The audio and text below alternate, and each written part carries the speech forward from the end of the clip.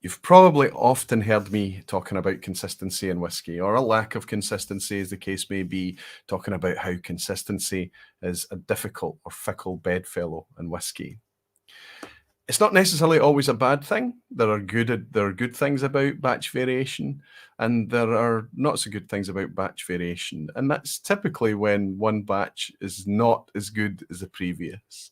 However, we're going to talk tonight about how it's different for large scale whiskies, mass market whiskies, and where you're selling for a brand, and consistency is very much a goal. And much more modern whiskies, smaller batch whiskies, and where it's much more focused on flavour and the best possible quality. We're going to talk about the complexities, the challenges therein, and the guest I've got tonight, I really can't think of a better guy for the job. I look forward to seeing you in a wee minute.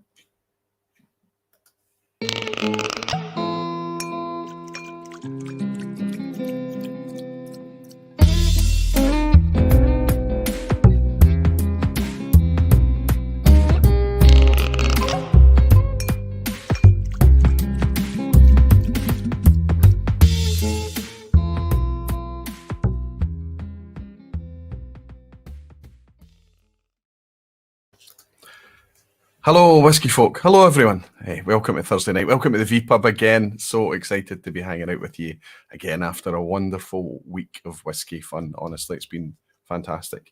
I'll talk to you more about that in a wee minute. But I notice a lot of you are already lighting up the chat with orange if you're trying to get my attention, so I can welcome you in tonight. I just type Aqvavitae or at Aqvavitae, and I should be able to grab your comments. Well over 150 of you already waiting for the pub to open. I'm always very, very grateful of your support. Thank you for being here on Thursday tonight. Hope you're all doing well. We've got something nice in the glass. And is the thing that's in the glass something that you can rely on for consistency, or something that you perhaps enjoy not being particularly consistent? Let's, in order to save as much time and try and be a wee bit efficient, I'm going to jump straight into the chat tonight, straight into the lounge to welcome some of you beautiful whiskey folk and dedicated barflies. I want to make the most out of the guest I have tonight. Who do we have this evening? Good to see so many of you. Fernando's here saying, "And evening, Roy. Evening, everyone. I couldn't make it for last week's vPub, but tonight I did. Greetings from Paraguay." Fernando, you're from Paraguay, my friend. Fantastic to welcome you in here. I'm going to just assume that it's Spanish, I think, and say bienvenido. It's nice to have you always, Fernando. It's nice to have you tonight. Wonderful to see. I can see the barflies are in. Max, Rolfe, Stefan Novak, superb. I'm going to talk a wee bit about Limburg quickly in a minute as well. It was wonderful. It was really a regenerative experience out there. Hellswood is here. Helen, I hope you and Andy are both feeling a wee bit better. One of the Limburg crew, Luna, is here too. Gregor, time for a drama, is here. Fantastic, Gregor. Good to see you. Mike Molasses, good to see you, Mike. I hope you're doing very well. Menno Malty mission out in Belgium. James Burgoyne, fantastic, James, good to see you. Pete Welsh, good to see you, Pete. I hope you're doing well. Jerry Miller, Jimmy Legg, of course, it's not a vPub unless we've got Jimmy Legg, sporting his pink barfly. Good to see you, buddy. I hope you're doing well. I hope things are treating you well in the east of Canada. Jimmy Jazz is here. Oh, Jimmy, always wonderful to see you. Good evening, Aqvavitae and Barflies. Waiting to pick up my dogs, he says, at the groomers. Might be back in time for the quiz, and we'll catch the rest on replay. Jimmy, it's here for whatever you can make, my friend. Be nice to catch you for the quiz tonight for sure. And I hope the dogs are looking fine. Whiskey Weekend Dram, Harrow is here. Sherry Snake in a Glass from Blackadder. Fantastic, Harrow. Island Hopper Stewart is saying, "Evening, Roy. Good to see you, Stuart. Wonderful to welcome you in." Tom Elmer is here too. Good afternoon, Barfly, says Tom. Fantastic. Malt Brother Ray, Falscraft is here. I got to hang out with Falscraft at the weekend as well. And the hat and his icon, he genuinely does sport. And he looks great in it. Captain Bamis is saying, "Evening, Roy and all the barflies. Just stopping in to say hi again this time, but I'll catch the replay as usual. Slanch it to everyone." Captain Bamis, I really do appreciate everyone that picks it up on the replay. Thank you so much. Jerry Miller, I think I caught you, Jerry. A couple of super chats coming in. I don't want to miss those. Justin Wan has bought me a dram to say, "First time joining a live stream from Hong Kong. Always wanted to contribute. Have a nice dram." Justin, thank you very, very much for your dram as well. Cheers to you and welcome to the vPub, my friend. It's nice to have you live. Cheers. It looks like there's another couple of super chats. It may have just jumped and I might have almost missed them. Let's catch them. David Hong, fantastic, David. Good to see you. He's saying good evening, Roy, and he's bought me a wee dram as well. Thank you so much. Jimmy Legg is celebrating his 27 months being a member. He's saying hello, Ryan, and all of the other sweethearts. You're the sweetheart, Jimmy Legg. Always brilliant to welcome you here. And my friend Callum Muir, he's saying, hey, Roy, hope you're doing well. Currently stumbling back from the Mashton and Aberlour to our campsite after a great day at Mortlack. Listen, you're right in the midst of the Speyside Festival, Callum. Fantastic, really. I hope you just soak it up and have a wonderful time. Wee bit jealous, but I can't be jealous because I've had such a good time myself recently, and we can't do all of these things all the time. I have yet to make a Speyside Festival, and I feel really quite bad admitting that, but it is what it is. Anyway, David and Callum and my friend over in Hong Kong, Justin Wan, thank you all for your drams. Thank you so much. Billy Saunders is here as well. Fantastic, Billy. Good to see you. Dylan Burke. Good to see you, Dylan. I hope you're well. Gerben Blocker. Sorry, now that I know it's not Gerben Blocker, it's Gerben Blocker. And I think it's even harder than that, maybe like the Scotch Loch. So Gerben. But I got to hang out for a wee bit on Saturday at Limburg as well from Gerben. So many Barflies there. It was just amazing. And for so many of you just coming up and saying hello and things like that, I remember most of you. I do remember most of you. Primal Whisky saying, what a great pleasure to be at the vPub again. What a pleasure to welcome you back here again. So let me quickly talk about, I want to say thanks to Tom Campion because he joined the Barflies just before we went live tonight. And Daniel Williams is also celebrating being a member for 17 months. So thanks very much for your support, Daniel. And Tom Campion, thanks for your support on Patreon, my friend. And thank you for your support here in the Barflies. Cheers to you. All the Barflies, everybody that's joined the Barflies, everybody you can see using these custom emoji and things, the Glencairn emojis and everything like that, they pay $1.99 a month. And they keep the vPubs ad-free. You'll never see YouTube ads or any kind of ads on the vPub because of the support I get from the Barflies. It makes it a hell of a lot easier to watch, I find, anyway. So yes, a long time happening, 2 years delayed, but finally, last weekend, Limburg went ahead and I was able to be there. I actually made it. Ross Brereton's bought me a wee dram as well. Evening, Roy, always a pleasure to be part of the vPub. Looking forward to tonight's instalment. Me too, Ross. Looking forward to hanging out with my guest tonight. So we did, it finally went ahead. We got to go to Limburg. It was a much smaller affair than it was originally going to be in 2020. And I think it's still like that. You know, people are still a wee bit kind of 50-50 in a lot of these things. They don't want to commit. They don't want to expose themselves financially for a thing that's going to be cancelled. They don't want the frustration of replanning it. I understand it's going to take a while before we get back to where we were. But I went to Limburg. And Doc took care of us from the moment we arrived till the moment we left. He's just an absolute star. Doc's very close by to Limburg and Frankfurt, so he knew where we had to be. He knew what trains we had to get, everything, and we just felt like we were following the shepherd, Doc, all weekend. But it was great because it meant that it helped us relax a little bit. So many of us were there. Luna, as I mentioned, Rolfie and Andreas came down from Norway. We had local Germans there. We had Max Kreitner coming up from Austria. Luna was there. It was wonderful, but there was so many more new Barflies that just appeared. People that perhaps watch and don't often get involved in the chat and things, just coming up and introducing themselves. And I recognise so many of the names from the comments and things. I'm thinking about Uwe. I'm thinking about Eric. I'm thinking about John and OG. I'm thinking about, I know it's not Tobias. I think I was corrected. It's Tobias. So many of you just coming up and saying, hey, Roy, I watched the thing, just to say hello and shake your hand and have a chat for a little bit. But there was one gentleman I met, and I spent quite a bit of time with him, and I followed him around the show because he was showing me a few drams that had landed very well with him. And I want to raise a wee glass and ask how I get in touch with him, because he's a quiet Barfly. He just watches from a distance and doesn't. But he came down from the Netherlands, travelled down from the Netherlands. His name is Sergey. He's Ukrainian, so Sergey, I guess, is. I don't know if I'm pronouncing it right, but I got away with it over Saturday and Sunday. But what's in the glass tonight, Sergey, is the bottle that you recommended for me. I bought it, as you know, and I managed to share a huge chunk of it with the Barflies on Saturday and Sunday night. It's a Whiskey Broker 24-year-old Speyside distillery, not as in a hidden Speyside, but the Speyside distillery.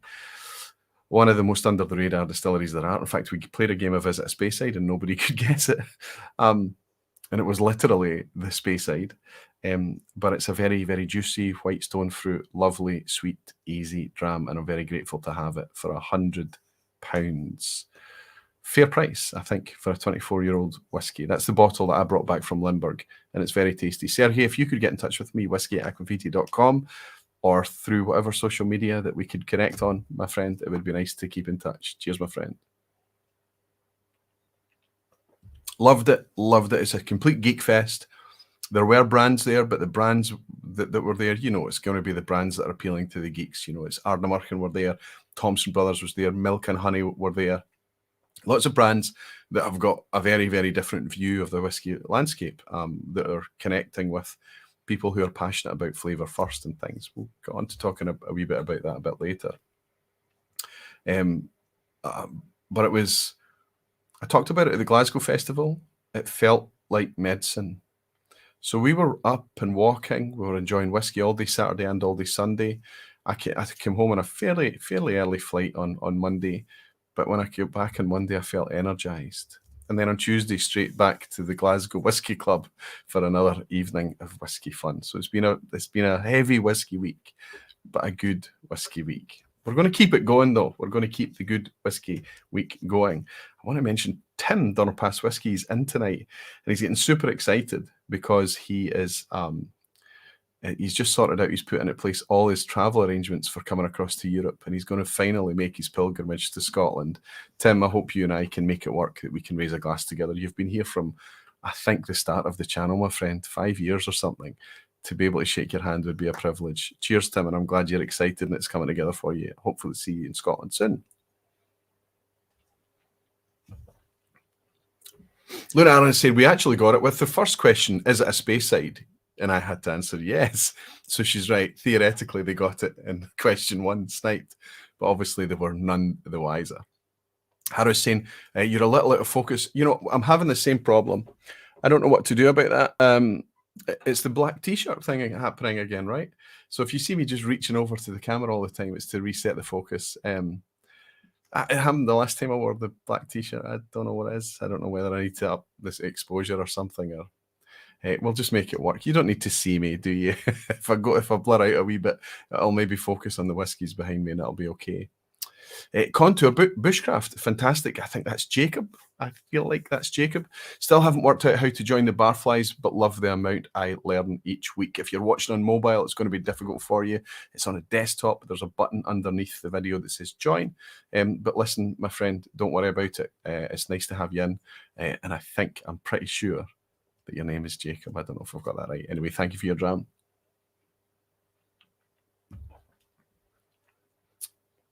I think, did I catch Keith J from MA, is that MA as in Massachusetts or Maryland? I'm not sure. Welcome to the Aqvavitae Barflies. Thanks for joining, Keith. Thank you so much for your support, my friend. It's nice to have you here, and it's nice to welcome in a new name. So batch variation. Sometimes as whiskey geeks, we can get a wee bit negative at times, can't we? And we never say, oh, this is so much better than the last batch. That's rare, because if we've had not such a good batch, the chances of us buying another one is unlikely. So what we're really asking for there is for a staple that we really love to be even better again, for us to make that statement. So it's kind of rare that we say that. It tends to be a kind of whinge, doesn't it? Oh, this batch variation's an issue here. Batch variation's an issue. Listen, I'm talking about myself here. This isn't as good as the last batch I had. So you pick up the bottle and you look at it. And as an example here, let's pick up one of the couple of examples I've got here that is quite opaque. We can't really tell much about it. This is a bottle of Lagavulin 16. If I look around the back, there's no information on batch. There's nothing on the paper label on the front. It just tells me that it's 16 years old. It tells me the ABV at 43% and not much more than that. This is a legacy whiskey. This is the way whiskey has been presented forever and a day, to be honest with you. And we're quite a wee bit rude about it, and we call it mass market whiskey, whatever we want to call it these days. If you look, certainly in the last decade or more, Lagavulin tends to have an etched code in the glass. Now I'm trying to wipe this. All I've succeeded in doing is smudging it to make it even worse. And I'll try and ask this camera to focus. But even if it manages to focus, the chances of you can maybe just make out that L code there. But it's not decipherable. We can't really, I think you would need to be in the know, let's say, to understand what that L code means. There's no real effort made about transparency to try and tell us what year of bottling or what batch or whatever this Lagavulin 16 is. Why is that important? Well, I think it is a wee bit important because there's a hell of a lot of people out there, some of them are even on YouTube, that are reviewing whiskies right now. And if you review a whiskey and there is some batch variation, regardless how little batch variation there is, if you look at some scoring systems, they literally, the resolution is down to 1 in 100. That's some scoring systems, right? The 100-point scale. So, you know, it would only take a wee bit of batch variation to tip, you know, an 82 to an 84, 5, 6, you know, or in the opposite direction.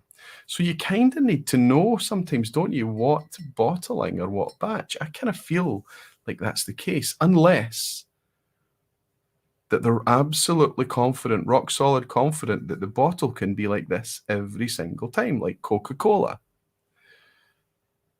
In our experience, it's not. And even if we see not much incremental change batch to batch, over years we can see some flavour drift in whiskey. We absolutely can. I've done it over the years, many years. I've been able to take Lagavulin from just a few years ago to a modern one.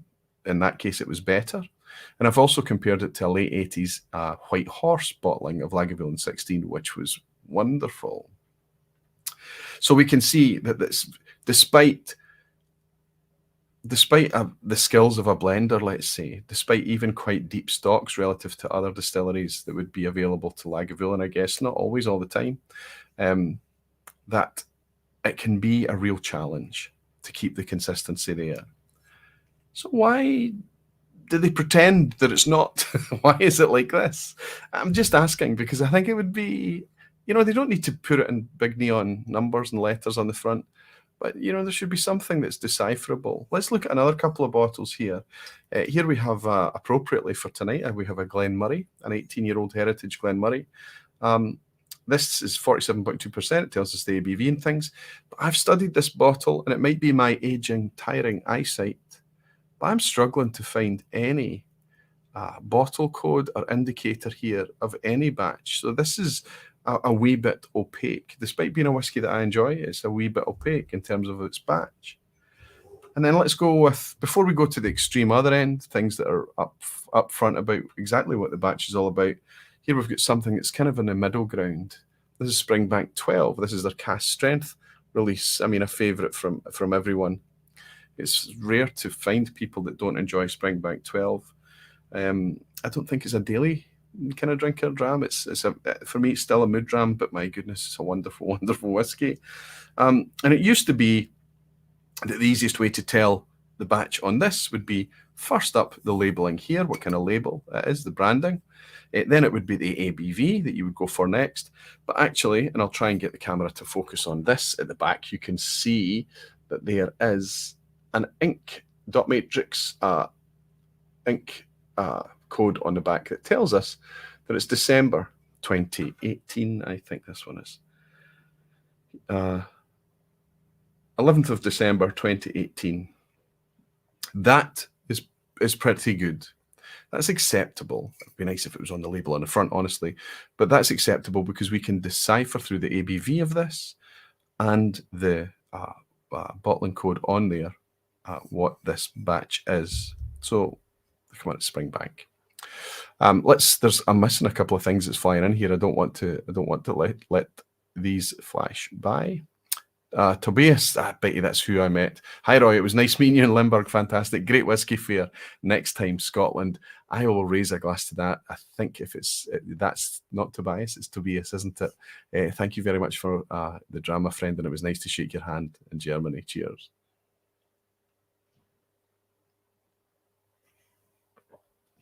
I've also had my friend in Canada, Graham Young. I'm going to need to I'll put a wee bit of this Glen Moray in the glass, in a clean glass.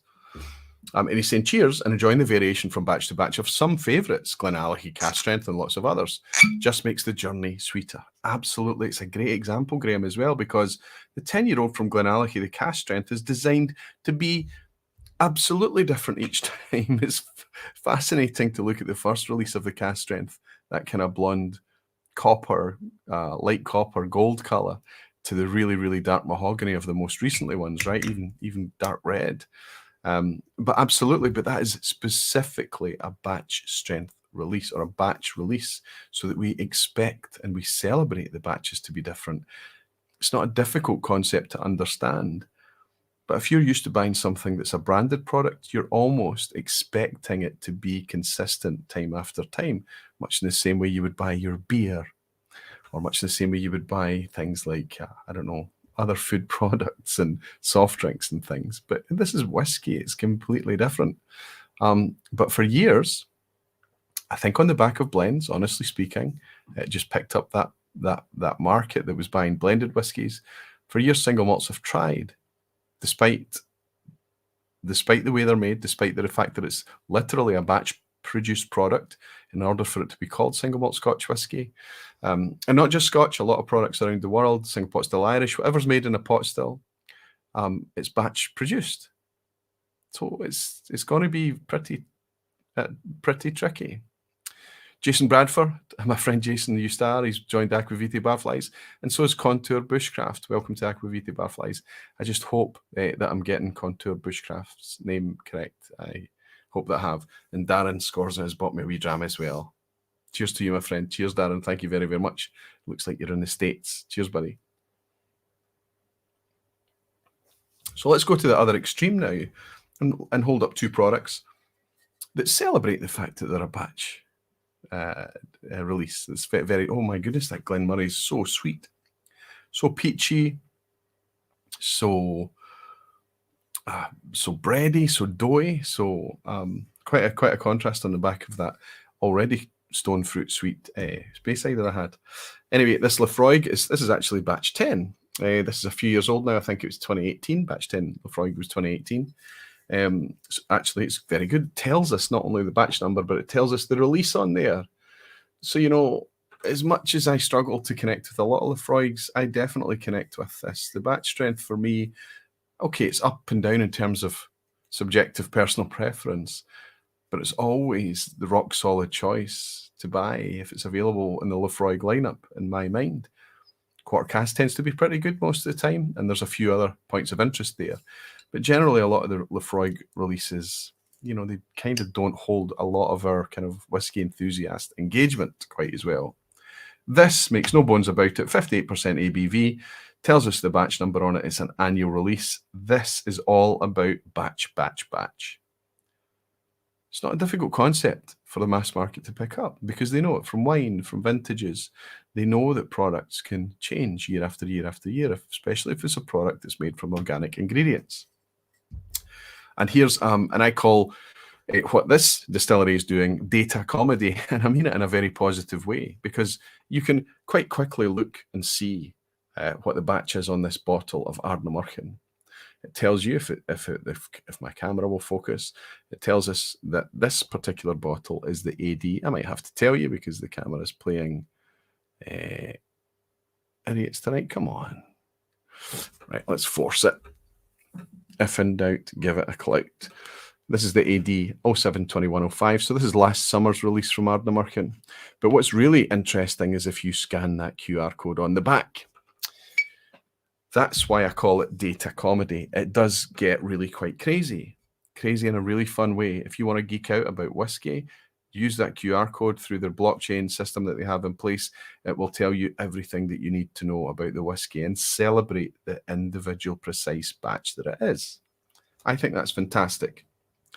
But I'm a whiskey geek. I'm an enthusiast, and not everybody thinks like me. My problem is, and this is what I'm going to get to, and I don't know how, I don't know why, I don't know. I needed to reach out to somebody in the industry to help. It's, even if it's a product that's made for the mass market, I don't think it's difficult to just leave a wee code somewhere that's decipherable in order for us to understand what we're drinking. Because if my friend on the other side of a long-distance Zoom call and I are both having Lagavulin 16 together, we don't need to be drinking the exact same. It doesn't matter, honestly. But if we want to get geeky about it, and if we want to start comparing notes and things, wouldn't it be nice if we could discover if it was the same? I know it's unlikely, but the same batch. And if it isn't, we could just immediately say, okay, this is going to be a wee bit different, and then we speak in much more general terms or whatever it may be. It's another issue of transparency.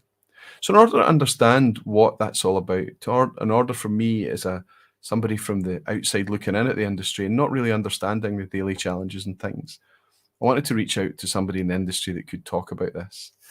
Very recently, the guest that's coming on tonight, I get speaking to him. I reached out to him. He's been very, very popularly, let's say, asked for by so many of you for so long. Why don't you get this guy on? Why don't you get this guy on? Finally, I got around to it, so thank you for the prompts. And I struggle to imagine how many other people would be in a better place. It's Graham Coull that's joining me tonight. Graham Coull is now working for Dingle, a distillery down in the southwest of Ireland. But before that, he was working for, a medium-scale distillery that became, under his stewardship, a large-scale distillery at Glen Moray, what I've got in the glass right now. And before that, he was working for William Grant's, who've got Glenfiddich at 21 million litres now. It wasn't that big when Graham was there, of course, but they were always one of the biggest, if not the biggest player in single malt. And under the same ownership, we have Balvenie and also Caninvie, and much more recently, of course, down in the lowlands, we have Ailsa. So there's somebody that's seen, I think, now that he's at Dingle, he's seen every scale of modern whiskey production. So if he's willing to talk about these things and he's willing to share his take on it, his opinion, and some of the challenges that he sees, I think that's pretty perfect. Chris Pollock is saying, you have to cover the big coin behind you on the wall. Yeah, I have to, but I think it's just because I'm wearing a black t-shirt. And when I'm wearing a navy blue t-shirt, it seems to be fine, right? The focus isn't an issue. But thanks, Chris. I don't know how to cover it. Maybe need to just flood it with a bit more light. Pierre Croof is saying, good evening, ladies and gentlemen. Hi, Roy. I'm proper gutted. Seems that I have missed a lot of folks over there. Pierre, were you in Limburg? Did we miss each other? That can't be possible. It wasn't that big. Helen is saying, is Ralphie and lol gremlins from the Bothy? Aye, I'll just need to keep an eye on. Listen, when Graham's in, you won't notice it because you'll all be looking at Graham, so that'll be fine. Jesse Artin Salo, so that must be Hesse. Hesse Artin Salo, good evening. Aqvavitae and Barflies, good evening, Hesse. It's nice to welcome you in. And Raul is saying, would you recommend the 721 Ardnamurchan compared to the other batches? Big variations between the releases so far. Really, honestly, really quite different. There is a huge amount of DNA in the Ardnamurchan DNA that links them clearly, but you're absolutely right. My favourite remains, I don't know if it's just an emotional thing, my favourite remains the inaugural. A lot of people are surprised by that. So that's the 2020 release, batch 1. But I actually had some of this tonight. I love it. It's fantastic stuff. It's fantastic. I don't think it's a whiskey that you would necessarily pour as somebody's first ever sip of whiskey. I think it's quite complex. I think it's quite challenging. I think it can be difficult to articulate at times. Certainly can be difficult to articulate the difference between the batches. But I think it's a wonderful, wonderful whiskey. So the question, Raoul, yes, I would recommend it regardless of which batch. JG is saying whiskey cheers. Aqvavitae, cheers to you, JG. And Aaron Edgerton, Aaron, is in saying, good morning, Roy, from Brisbane, Australia. You star, Aaron. Thank you so much. I'll raise a glass to that. Cheers. Okay, chatting far too long. Let's get straight over to my guest who's patiently waiting in the background while I get through all of that. And to cover some of the top topics we talked about tonight. You guys seem to really enjoy the hospitality, the generosity, the time that he spent with all of you that have come across his path in the past, and I'm already feeling that myself. Let's reach out to our pal, Graham Coull, and say, welcome behind the bar, Graham. Thanks very much for your patience in the background. I had a wee bit more housekeeping to do tonight than I expected. How are you, my friend? I'm good. You had a few scoops to have there.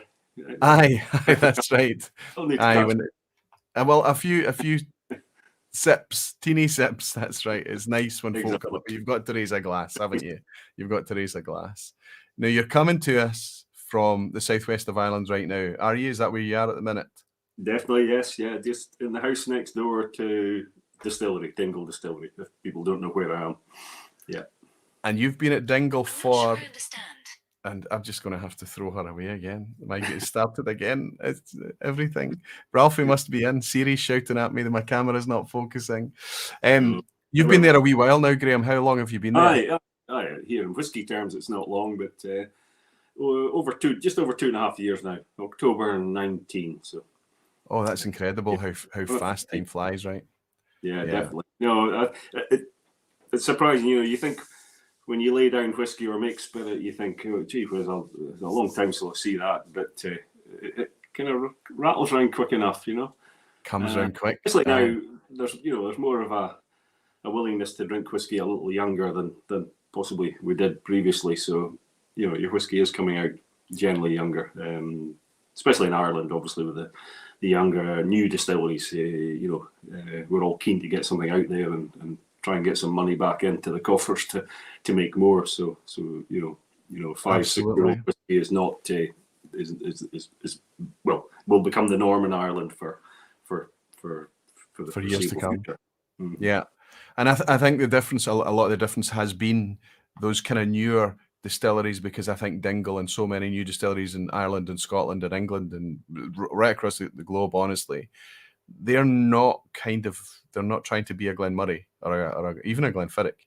They're not making mass market product, and they're certainly not making whiskey for blends. They're making a pretty small batch product to be sold as a single malt or a single whiskey or a single pot still Irish whiskey, let's say. So that's quite a different thing, isn't it? Yeah, I mean, I don't know the figures, but my gut feeling is that the average distillery size in Ireland is, take out the real big guys, the huge, the Middletons of this world. Take that out and look at the average size. You'd be surprised how small the distillers are. And the normal model of having a blend to kind of drive your volume and keep your distillery going, and having single malt or pot still on the side. That model hasn't really been followed, because there isn't of having big blends in Ireland particularly. Yeah, that's right. That market's already carved out. That's well known. Jameson, Powers, and the big it's much the same as Scotch, and that's very much a legacy thing. That comes from the days when, interestingly, that was forced, because malt whiskey and small batch whiskey back in the mid-19th century was really fickle. It was all over the place. So local grocers were blending it and then eventually blending it with grain whiskey in order to smooth it out and make this light or a very specific flavor profile product that could be produced to a much more consistent in a much more consistent way. But things have changed now. We know how to dial in the product that's been made, do we not? In terms of production, in terms of new make. In what way? Sorry. And tighter tolerances, in order for you to dial in, so that you can have a consistent new make, even in a fairly small scale distillery like Dingle. We're using decades and 100+ years more of experience now to really dial in a much more consistent product, right? Definitely. I mean, you've got the experience. I mean, Dingle is Dingle to me. There's zero automation at Dingle, so it's a bit like winding a Scottish distillery back 30 years. But within that, you still have levels of control that you wouldn't have had before. And what you've got, probably the most advantageous way of controlling your process that's come through is steam coil distillation. Moving away from direct fire. Yes. Romantically, we'd all love to have a direct fire, but you try and turn control a direct fire and turn it down or turn it up. You're waiting a wee while. Whereas steam in a copper coil, used to be copper, now stainless. Instant kill of heat. So you've got better better control. You've got, we don't use much, but you've better instrumentation. So, these things help. We'd love to say we make everything. I mean, it's all done by our eye and our nose and our taste, but you do need help. We don't go into the kitchen and just throw things together. We need a thermometer there, or you need something to. Yeah, we don't make soup on a cauldron over an open fire anymore, and No. we don't roast our meat on a spit in front of the open fire. I understand completely. There are still obviously some direct fire stills out there, but generally speaking, if they were to be built today, that would be a big ask indeed. And I don't know of any new distilleries that's gone that route. Absolutely. Yeah. But let me before we get in, because that is what I want to talk about tonight, that nitty gritty. I do want to get our fingernails dirty with that kind of discussion. But you've referenced Dingle a couple of times there, and you've hinted at your history, your track record. Who is Graham Coull, and what took you to Dingle? How did you start out? Because I was reading a link to this interview that I was reading a Whiskey Corner interview that you were almost wooed to go and work in the power industry. So let's take us through. How have you ended up a Highlander, a Scotsman in the southwest of Ireland making Irish whiskey?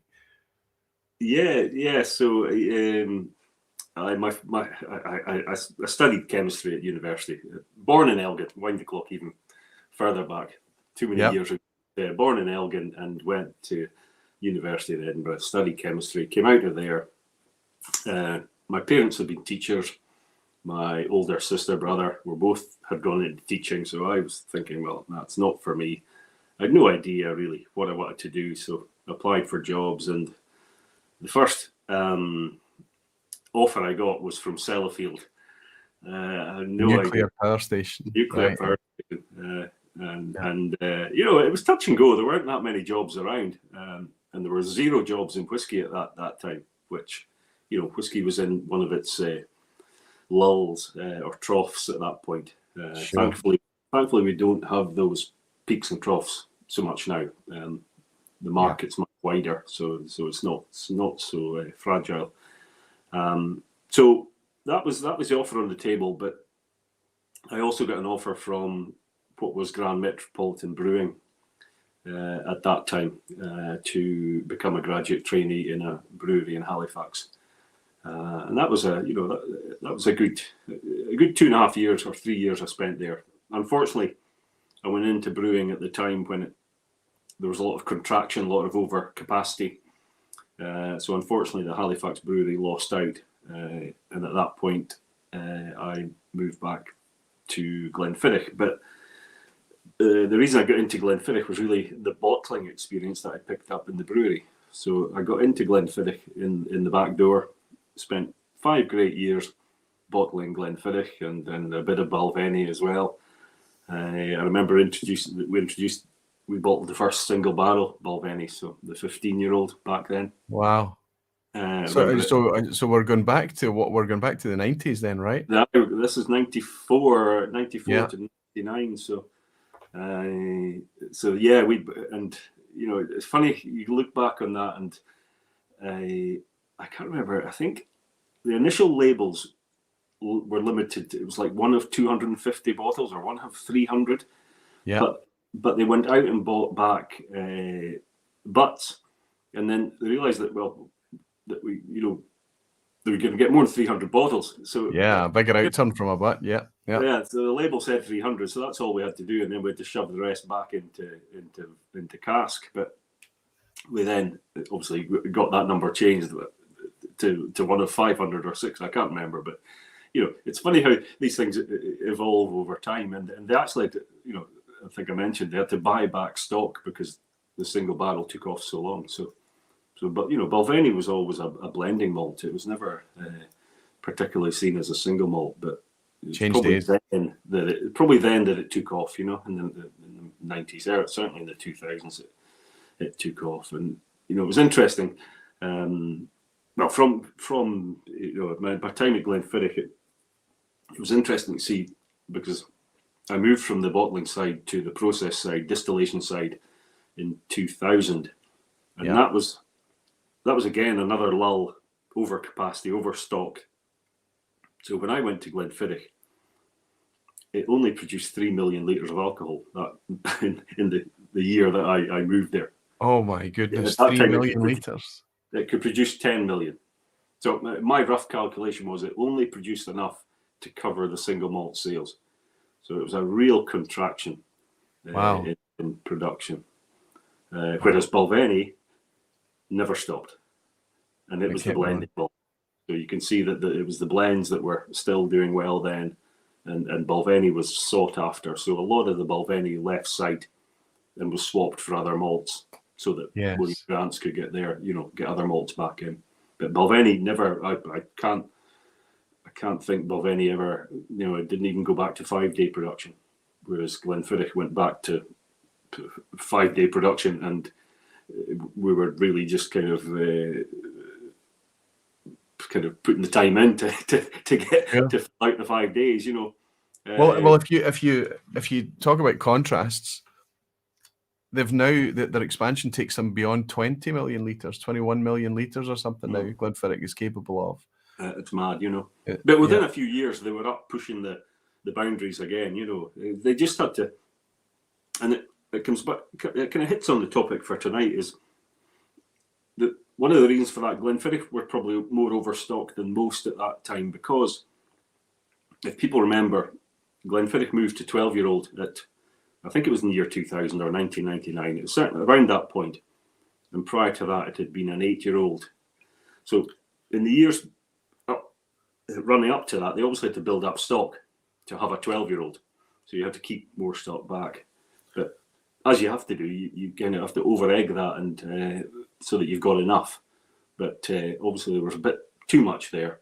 Aye. And they had to put the brakes on for at least 2 or 3 years, really pulling back the production just to get everything back on kilter again, And I think it's always, we sometimes have to remind ourselves that the production side of Scotch whisky, they're trying to work a decade in advance of predictions, right? It's and if you do a step change, like a change of age, up or down, down's easier, obviously, because you're pulling back, and that's what happens when you run out of stock. You go back the way. Yes. Take the age statement off. That's easy, but it's forced on you. Whereas the other way, when you've got stock that's overaging and you don't have a home for it, then you've got to put the brakes on. And I have this analogy of I don't know if any of you out there tow caravans, but when a caravan starts to snake, if you put the brakes, you have to put the brakes on gently, and the caravan will straighten up. It's a bit like that with whiskey. If you put the brakes on too much, the knock-on effect is that you kind of go out of control, because what happens then is if you have a very low production year, you're not filling many casks, and the casks that you but you're still emptying the same amount of casks, so you end up with almost with a surplus of empty wood. So what you don't then do is buy new wood in, so you tend to fill older wood or fill them to an extra time. Yes. So there's a knock-on effect that you've then got low production in that year, and you've just reused the wood you've emptied. So there's nothing coming in. The economics mean you have to do that. So it all goes out of control. So you're better to let's say put the brakes on slowly, sort it out over a few years, rather than try and sort it in 1 year, like stop production, because you're just you're creating a problem for in a few years' time. Absolutely. And I suppose that in a way, I mean, I want to keep tracking through your career for the next couple of minutes here, Graham, but I suppose what you're touching on there absolutely is a pretty major instrument in the topic that we're going to be talking about tonight, right? What actually makes its way into the available stock for making future batches and things, whether they're potentially going to be overaged because of a necessity, a need to do that, or potentially be on age, or even move into a younger product, again, because of the needs and necessity. Super interesting in terms of just being a product of that, trying to predict the wax and wane of the future demand for whiskey. So that obviously you moved into process then. So you're gone from bottling inside Grants you've moved into processing, say, Grant, as well. Was that distillation, or was that the entire process?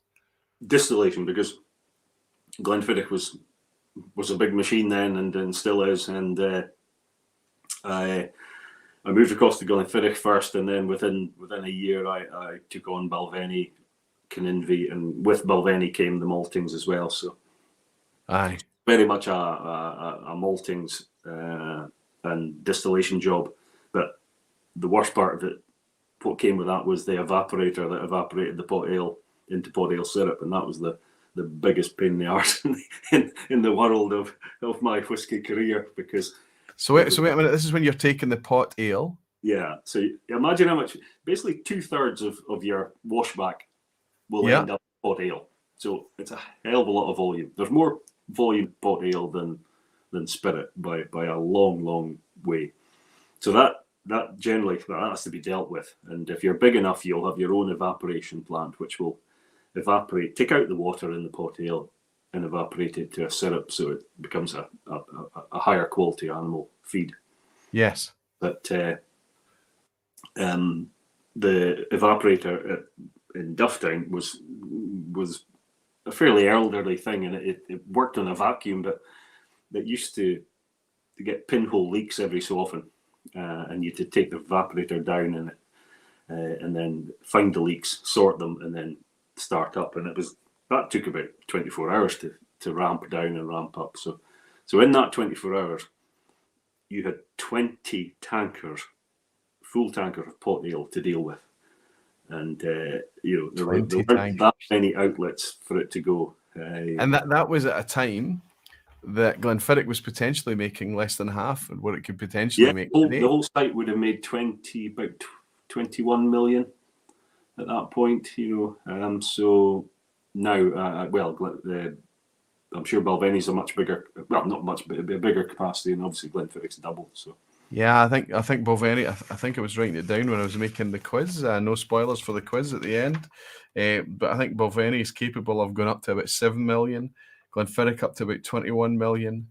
Even Caninvi has the capacity of, when it's running, to make it up to about 4.85 million. Probably not changed much. I think it was 4. When I was there, it was shut down, mothballed. Yes. Completely. And then we had to start it, and we ran it for 6 months. We ran the maltings for 6 months. We ran Caninvi, and we shuffled everybody about, cross-skilled them, kept everybody in work, which was a great thing. But there's more work in stopping and starting distilleries than if they run 24/7. Keep it going. Yeah, that's so much easier. So many people involved in production that's been on the vPub in the past have talked about this magical spot where you have a balanced production, where every point in the process is running nice. It's a nice rhythm, and it's all balanced. Because in most distilleries, they rely on, obviously in distillation you create heat. You're throwing heat in, and you create heat out because your distillate is cooled down. So that heat is then generally used to heat the water for mashing. So when you start a distillery, start it up from cold. The stills aren't running, so your mashing you have to get the heat from somewhere, and generally you don't have the capacity in the hot water tanks to heat very quickly. So it's a pain to get going. But then once it's going, the balance is there, and everything tends to work fine. Super interesting to even consider all of those kind of just on the ground daily challenges and things. Mm-hmm. And then if you've got an effluent plant, then they don't like stopping at all. The bugs they need to be fed. So that's another bugbear. Bugbear, quite literally. You need to. I mean, and even if you get really these kind of quite deep, behind the scenes, in-depth tours and things of distilleries, topics like this you tend not to appreciate because it's not really talked about. You tend to focus on the more kind of, the more interested or the more romanticized side of things, where you don't actually, the practical side of things that really affect everything.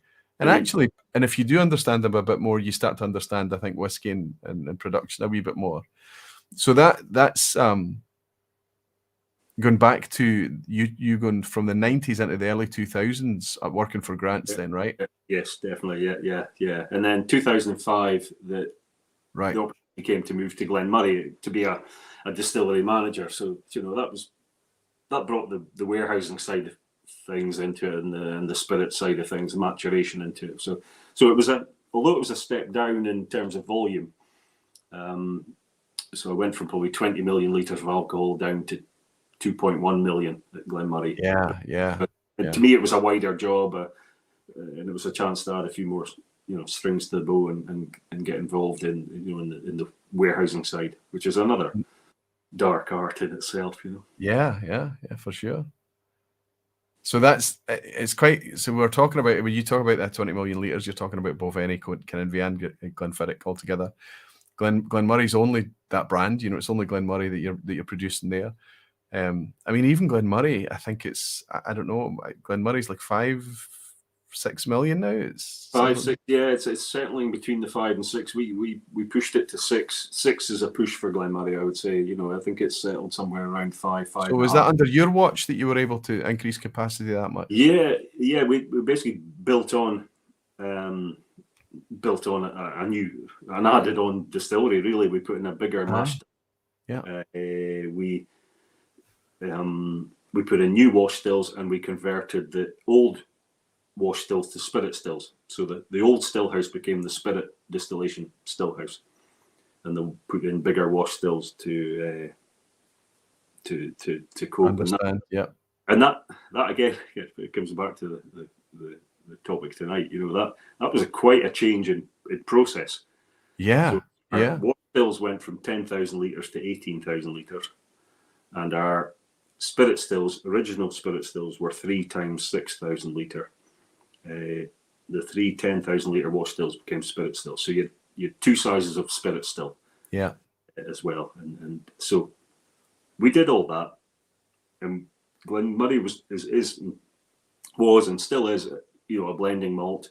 We would do reciprocals with most of the other big blenders, Diageo, White Mackay, etc. And we never had one complaint or mention that our spirit character had changed after doing all that changes to process. So that's quite formidable. And can I ask you, in your appreciation of it, did you detect anything in the way of a change in spirit character? It's probably too soon to tell. Hopefully, what happened with then as well, Glen Moray was always on a very short fermentation time. We struggled. We didn't have enough washbacks, really. So at worst case, our fermentation was down to 42 hours. Right, quite short, yeah. Certainly, it was always in the 40 hours. After a mash tun clean, the fermentation hours are longer because you've had a break, and then they get shorter until it catches up. So, but yeah, they fluctuated between 42, 48 hours. So Glen Moray changed dramatically. That was in 2000. Wow. 2013 fermentation hours changed. 2016 we made the big changeover in terms of swapping stills around. So in the future it'll be great to see if people, Well, I think there are already some younger Glen Morays out there. Mm-hmm. So it's going to be quite interesting to consider that. I mean, geeks are like, whiskey enthusiasts are going to do that, aren't they? They're going to kind of, the ones that know about those changes and things, that they're going to try and taste it and work out with. Because I think Glen Moray is quite a distinctive spirit. I think it's quite unique in itself, at a young age and a mature age. So it's going to be quite interesting to see how that goes. I notice you're sipping on a wee beer there. Is it beer you're drinking? Have you got a malt on the go tonight? Or? It's a beer on the go. It's an Irish beer, O'Hara's. I like to, if I get that wrong. An Irish beer? An Irish beer, a hazy IPA. Oh, I do enjoy a hazy IPA. I really do. Comes in at 6.8%, so it's a nice one just to go alongside the whiskey. Quite a punchy one. Excellent. Have you got a dram on the go, Graham? I do, actually. Yes, yeah. And I don't know if you mentioned earlier. I think you did mention a namesake up at Clynleash, did you? Duff, did you say? Well, that's right. It was Jimmy Legg in the chat sent me an image, an early 20th century image of the manager of Clynleash. So well, I've given it away. That's what I'm on. That's what you're sipping. Oh, a signatory Clynleash as well. Are you a fan of Clynleash then? I am a fan of Clynleash, and I think a lot of us like whiskies for not just the taste, but there's lots of probably personal reasons why Yes. you cling on to one rather than the other. And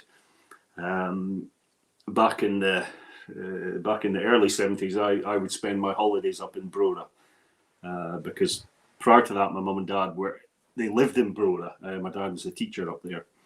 I wasn't born and brought up in Brora. They'd moved to Elgin or outside Elgin before then, but we used to go back obviously and have I think it was Easter or summer holidays in a caravan up there, and we'd go swimming in the sea, and it was freezing cold. But I remember you're not gonna tell me you were sipping malt back then. I wasn't. Right? No, I wish I was. I wish I was buying up Brora bottles at that point. That's right.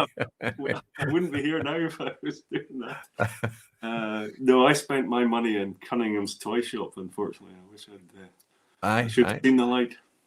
Well, I think you and I are a similar age. And I suppose that we just enjoyed these places for the places that they were. We weren't always really aware of what was going on behind the scenes in terms of these massive plants up and down their countryside, dotted everywhere, making this product that we enjoy today. Benefit of hindsight always has 20/20 vision, though, doesn't it? So yeah. So to wind the clock forward, just to finish the Clynelish story, my wife Fay, her brother Alan Reid, he has just recently retired. He was a project engineer with Diageo, so he was the one. He headed up the rebuild of Brora. So wow. So that was a nice story, but better than that, when he worked at Diageo, he was a good source of cheap Clynelish for me. So that was Clynelish. You're speaking in past tense now, though. I That's know. gone. But before he left, I stocked up. I've got I don't know. I think you might see one or two behind. There's interesting Clynelish. There's a 14 there, but there's a. I noticed the distiller's edition there next to your Scapa. There you go. So, yeah, it needs to be protected. That's another story. That's for another night. That one. Another night. Well, I've got one of those sealed here as well for another night. Let's say. Yeah. So the whiskies behind there that are unopened, but they're just the ones that.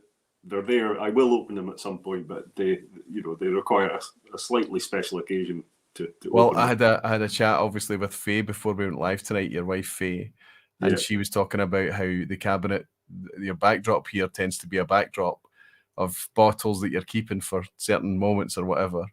But you've got another massive cabinet out there that's for the folk to come along and just help themselves and. The things that you can share. It really does feel a wee bit like what I've got here, which is fantastic. And I think it's always why I love having folk on the industry, honestly, Graham, but obviously folk that genuinely have a passion and a love and an appreciation for the product as well. You would just assume that that's always the case, but I know it isn't. Not everybody loves whiskey the way that we do, certainly not as enthusiasts. So it's nice. It's nice that you have that. Checking myself sometimes that, people are maybe not as interested as we are, and B, they don't have the knowledge, but and there's another group of people that are very interested in whiskey and don't have the knowledge but want to soak it up. So it's there's you've got never assume probably is the best thing. Just ask, and then speak. I know. I'm rubbish at it. I do try hard. I know it's the right thing to do, but I tend to do most of the speaking. Jimmy Legge saying a good source of cheap Clynelish is a sentence I wish I could truthfully utter. And it's getting worse all the time, Jimmy. Clynelish is quickly drifting out of reach for us all, my friend. I know what it's like. Glad I've got mine. So you're there. You oversee massive growth at Glen Moray, not just in terms of the overall capacity, but as a single malt brand, you would have seen growth there as well. Glen Moray has nudged into the top 5 best-selling malts in the UK regularly. It's a very popular brand, and it's down to the classic series, the Elgin Classic and things like that, no doubt. But there's been lots of kind of legendary things that come along, like the use of Chardonnay casks, and that's one that's been interesting to ask you about, the Chardonnay cask thing, because that I know that some of it was a finish, but I think there were some out there that was full maturation in Chardonnay. But there was a couple of releases, and I'm going back about 10 years or maybe more. The Chardonnay release was just a wonderful, wonderful whiskey, and that was a time that Chardonnay casks and whiskey, it was just very, very rare. How did a Chardonnay cask come about at Glen Moray? It would have started before my time. Ed Dodson was there before me, and he was as passionate about Glen Moray as I am and was then. Or he was probably more passionate because he would fight the corner. Glen Moray was always in the shadow of Glenmorangie, and then Ardbeg came along, and then it was in the shadow of both of them. But that it didn't suffer in many ways. There were lots of things it benefited from being in the shadow. But Glenmorangie, Glen Moray, they experimented with finishes, and whatever Glenmorangie did, Glen Moray would do. They would put some casks to Glen Moray to do the same. Yeah. But generally, they would forget what they put to Glen Moray because there was no really end use. They were just putting the casks there. So focus was on Glenmorangie, yeah. Focus was on Glenmorangie. So anyway, there was a huge amount of Chardonnay casks filled in the early 2000s before I came.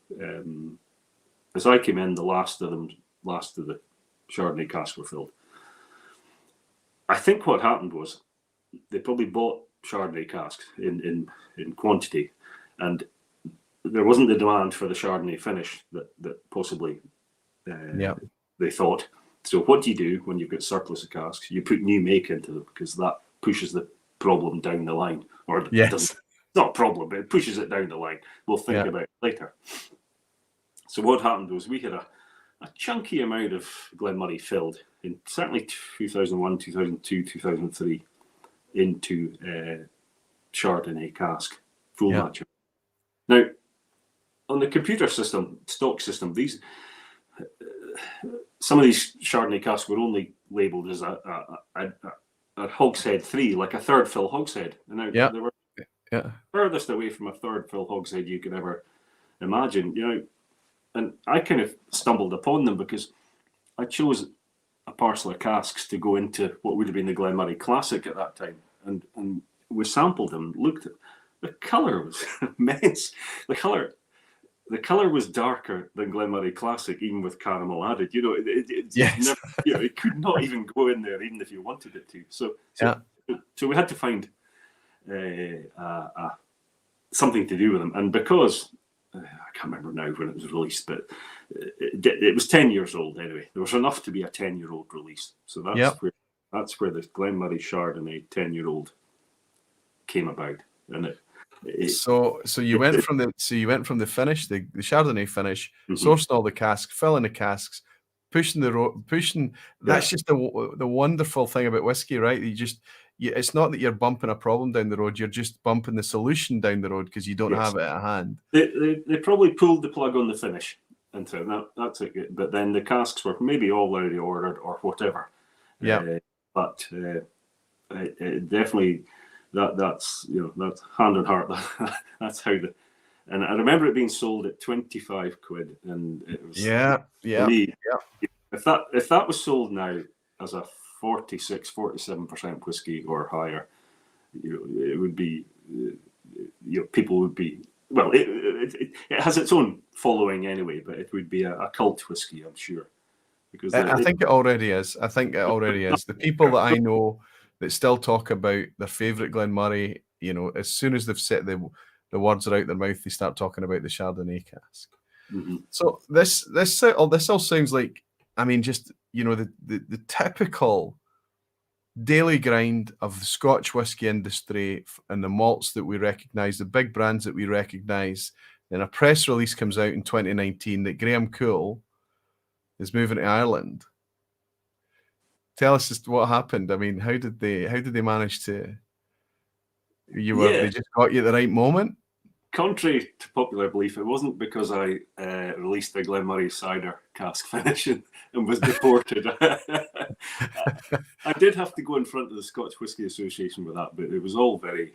It was amicable. I was never going to be in trouble.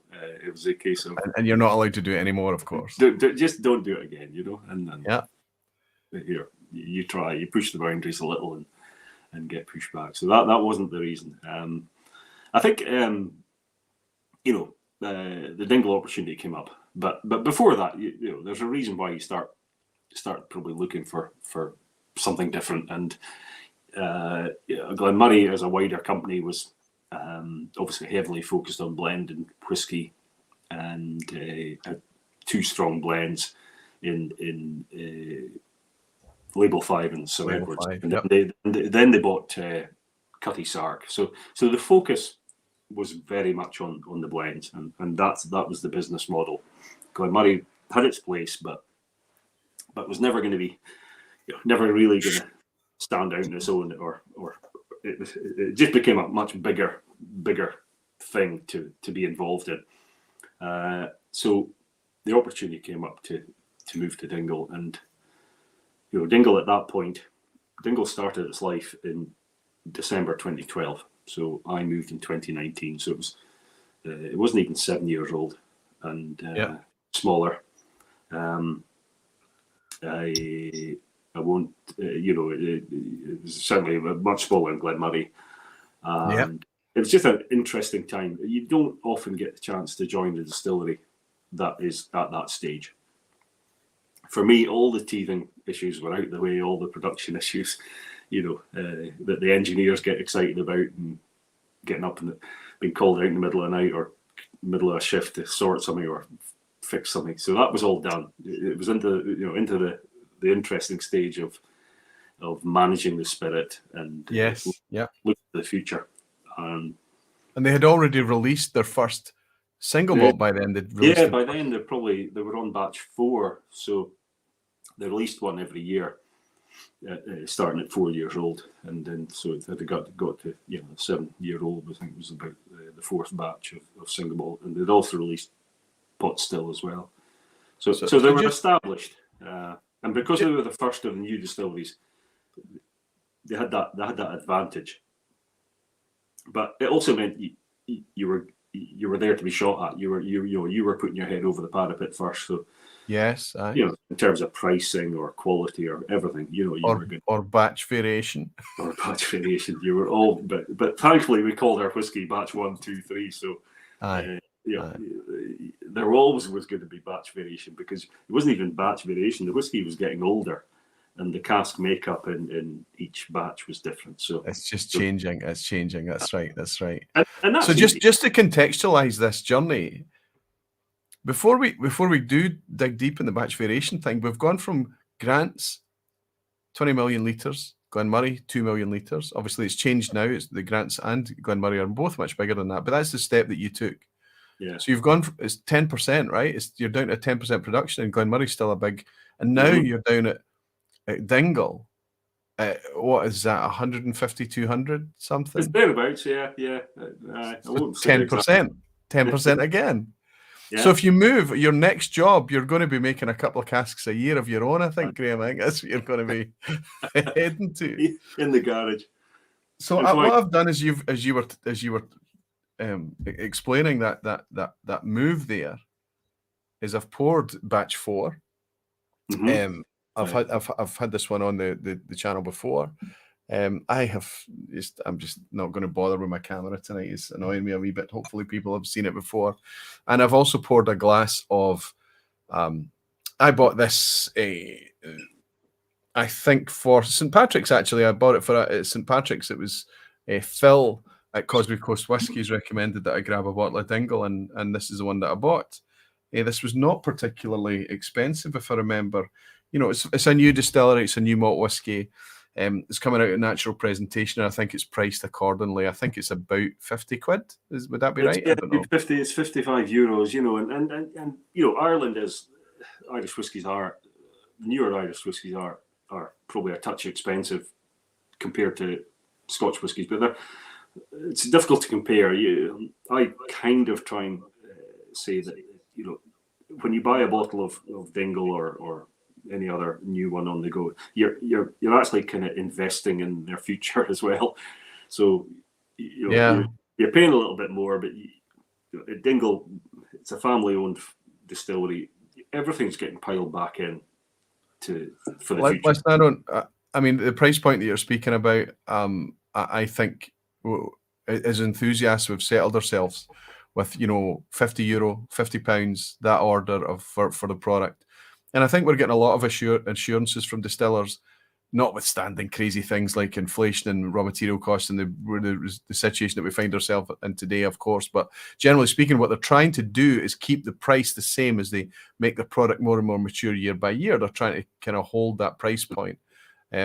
So we're kind of getting behind it. What we're most loving about it is the flavor, the density of flavor, the character that we're seeing. You know, 30 new distilleries in Scotland in the last decade, and every single one of them are different. 30 new distilleries in Ireland, 30 new in England. They're so different. It's just this is what we want as enthusiasts who are chasing flavor. So if we have to pay £50 for relatively young whiskey, 3, 4, 5, 6, 7-year-old whiskey, we're okay with it because we're trusting it based on it's not being made with a view to being potentially bulk supply for blends or whatever it may be, cask trading. It's actually being made for single malt's sake, so it's a different thing. But there's clearly there's a challenge here, Graham, that you have, isn't there? Because you mentioned the product's getting older year by year. It's going to naturally change. How do you manage the expectations of the customer there? Mm-hmm. You're dealing with batches. And then you get to a point where you finally kind of got there. You're past that point where you've got, this is your core range product, mm-hmm. Non-age statement, but you've come out with 46.3%, great ABV, wonderful packaging or presentation, non-chill filtered, emblazoned on the label as well. And I think I did look around for a wee bit. I think this is natural colour too, isn't it? It is. We've actually, stupidly or not, we didn't put, in the original label, we didn't write natural colour because that's just what we are. We don't add colour. But we've had that question asked at tastings. So in the next batch of labels, we added natural colour onto it because you people are looking for it. Yeah, well, not everybody can attend a tasting and ask a question. So and to be honest, with the depth of colour that you've got, you know, people will possibly think, oh, touch of caramel in there, but that's you know, honestly, there is not any caramel being added. And hand on heart, so the color is something we can appreciate. Thank you for that, because if we're holding it up to the light and saying, "Oh, that's a beautiful color," we know that it's a natural thing and it's not been made to order or designed to order. No. So that's good to hear. The natural color statement, I think you're pandering to the enthusiast there, certainly, but also I think we can't have. I don't know how long it's going to be for the whiskey industry to get away with putting E150A into a product and not telling people that it's there. I just think it's utterly backwards. It's draconian. I think it needs to change. I think it needs to. Anyway, I don't want to digress. No, but it's probably, it demonstrates where the power is in certain channels that you can't put whiskey in a cider cask, but you don't have to say you put caramel in it, and so I'll leave it at that as well. I think a lot of that's your statement is clear, and I think it's enough. I think that it's very much like that. It's we deal with this daily. It's not that the whiskey is poor quality or bad. It's just really kind of conservative, traditional mindsets that wouldn't take a lot to. Anyway, yes, you're right. Well, let's not. Well, we won't get distracted on it because I rant regularly on the vPub about these things. But I do enjoy it from time to time. It comes back to our topic as well. You know, when I mentioned at Glenfiddich that in the low production years they would be backfilling casks that have just emptied, and so what happens there is you don't have the same amount of first fills, you don't have the same amount of second fills, third fills. You go one fill more. So when that whiskey matures in another 12 years time, that whiskey will not have the same colour because you've downgraded the cask quality. Yeah. So that, and it wasn't a choice; it was a reaction to dynamics, right? Yes, yeah. And I'm not singling out Glenfiddich. This will happen. Absolutely. Anyway.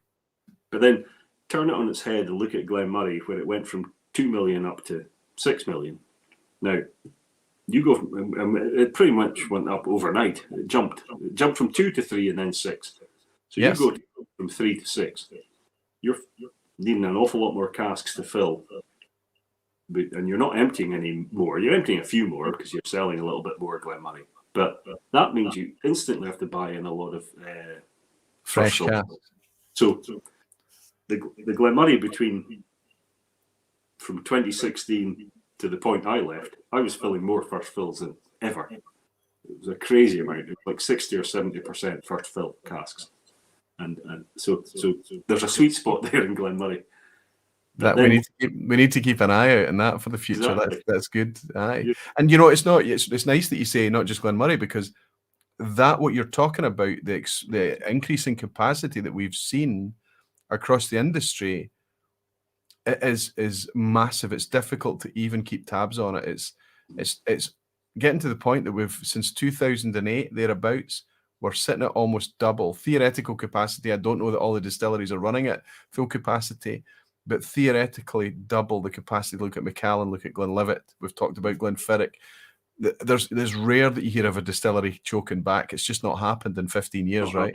No. So, in all my time at Glen Moray, there was always thought, like, when's this bubble gonna burst? And it never really did. You had some who were probably more heavily reliant on blends, maybe dewars. They would cut back slightly, fluctuate a little bit more, but anybody on the single malt side of things was going gung-ho and never stopped. see, it's just fascinating just being forced to think about that for a minute. Think about those natural dynamics that you're presented with that's eventually going to affect the product that goes in the bottle. There's no two ways about it. It can't not affect it, right? It's directly affecting the stocks that you're then having to make your, let's say, try to make your consistent product with. Mm-hmm. So when we talk about flavor drift, it's not just because it's a different blender. It's not just because, you know, they had to change the barley varietal because of, well, the yield or whatever it is, the more fashionable barley to use. No, we're actually speaking about dynamics that's forced on things that inevitably have a huge impact at some point down the line. Yeah, I just want to pick up. I got a dram in there from Dribs and Drams down in Australia. No, Dribs and Drams is in Canada. Sorry, he said I just got my hands on an inaugural Rassay. Review should be up next Friday, and I hope I pronounced the whiskey name right. If you said Rassay, you shouldn't go too far wrong. Thanks, my friend. Thanks very much for your virtual dram. And I got another one in, or just somebody asking a question there. Falscraft is saying. The camera doesn't disturb me anymore because I've seen you in person. So is it still going blurry? It is. I can't wear a black t-shirt ever again because that's twice I've just had the same issue. I do apologise. It doesn't matter. People don't need to see me. Watch from 999. Greg is saying your camera might be fixated on your logo wall hanging. What will we do? Will we just get it to not point at it? Will we just swing it right round and get it not to look at the... There we go. Let's see if that makes any difference. As long as you don't take the t-shirt off, we'll be all right, I think. There's no way that's going to be happening, Graham. So we've got in the glass here, reflecting on everything that you've just told us, which is absolutely fascinating to me. We're in a smaller scale environment over in Dingle. I mean, it's not ridiculously small. I mean, it's still 150,000, 200,000 litres is fairly decent. But you would say in the context of modern whiskey production, you're very much in the craft scale end of things, right? Yes. But you've got batches that you've been bringing out year after year, and it's going to change. Cask makeup's going to change. The maturity of the whiskey is going to change. But we know this is actually labelled batch 1, batch 2, batch 3, batch 4. So we know the label is very obvious here. It's telling us not to expect the same thing. That's what we like as enthusiasts. We can get our geek on. We can talk about one batch, which one we preferred, all of these great things. Here's a different product, completely right.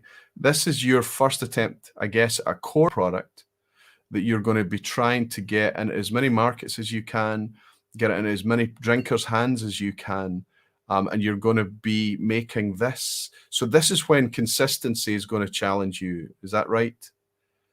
Definitely. You reach a certain point in a distillery's life cycle that you can actually have enough stock, mature stock, that will merit releasing a whiskey that isn't a batch that's available for the foreseeable future.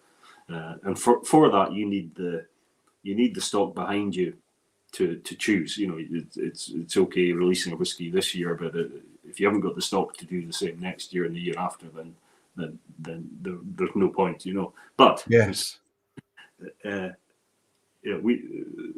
Our stock profile is not perfect. It's good, and you know, it's all first fill casks, and we have bourbon, port, sherry, the lot. But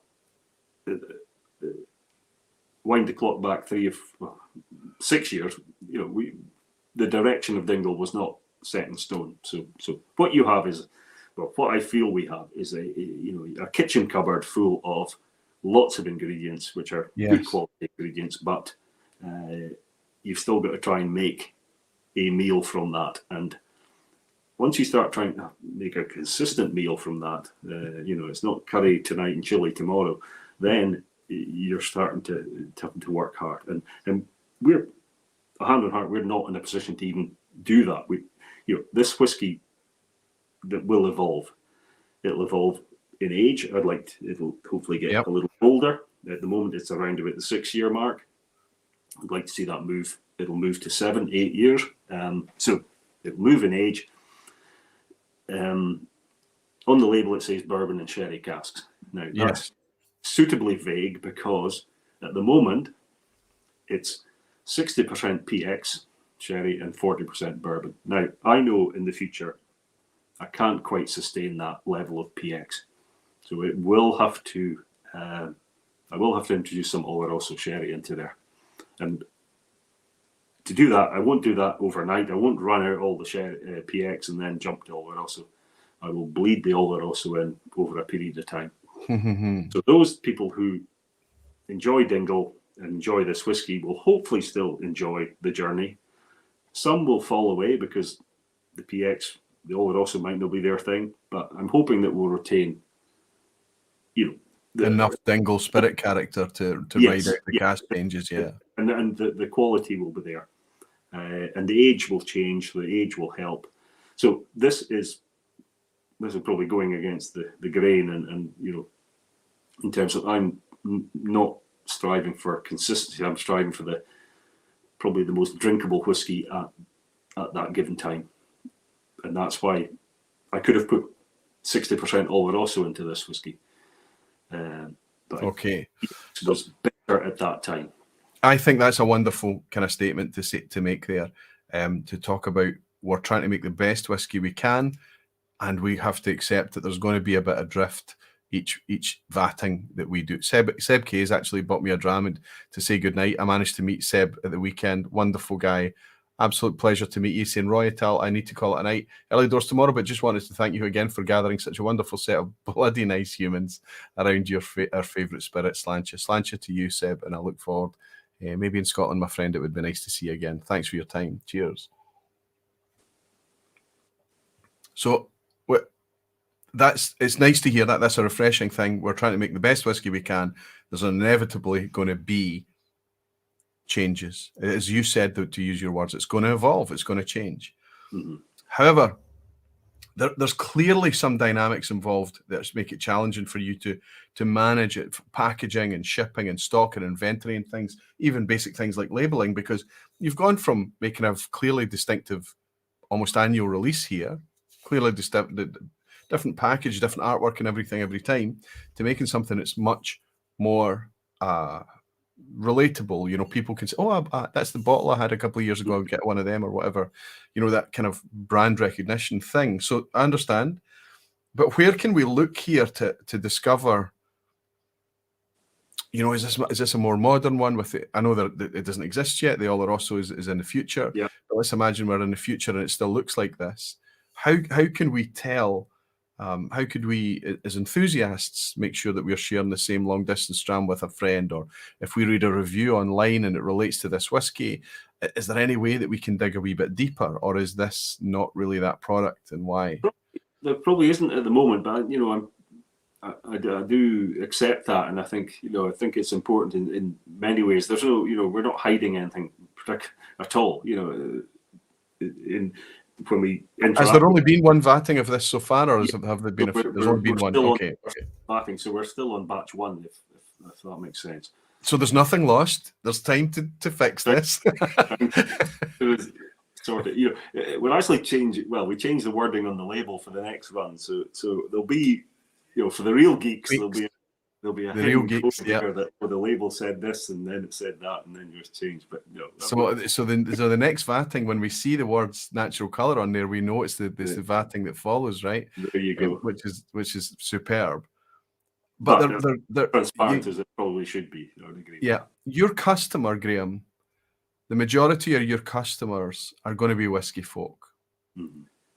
There are people that's going to buy this as a gift because they came and visited as part of a tour.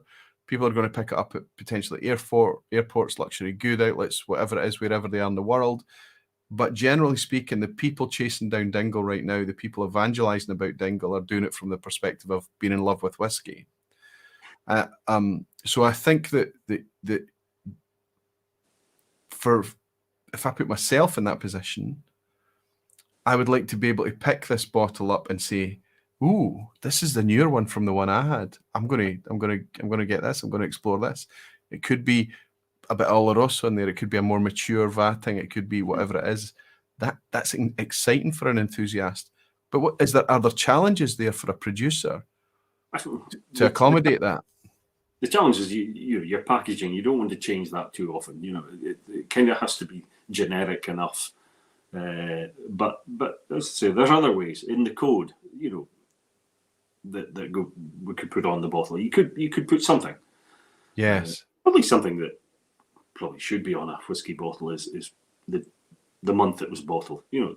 Yes. That transparency should at least be there. You see it on. And there's no legislation for that right now, right? It's not legislation. No, because the shelf life. There's no shelf life, so yeah, probably not forced down that route. But you see on beer cans, beer born on blah blah. It's a nice thing. Then your beer was a different one from the one before. But with beer, you probably know the sell-by date or the use-by is good. If it's different, then it's a different batch. Yeah. So whiskey doesn't have. Thankfully, whiskey has no shelf life. It makes an awful lot. Yeah, I mean, I'm looking over your shoulder. You're looking over mine. We're all grateful it doesn't have any shelf life, right? Exactly. Yeah. I note on your whiskey, and I get this every time. There are very few whiskies on the planet that I feel pretty confident that I could pick out. I think I can pick out Dingle. And the reason I can pick it out is because of its because of the flavor, the density of flavor, but where that flavor sits for me, and it's probably not correct, but for me, most of the flavors come from the fermentation side. For me, it's very estery.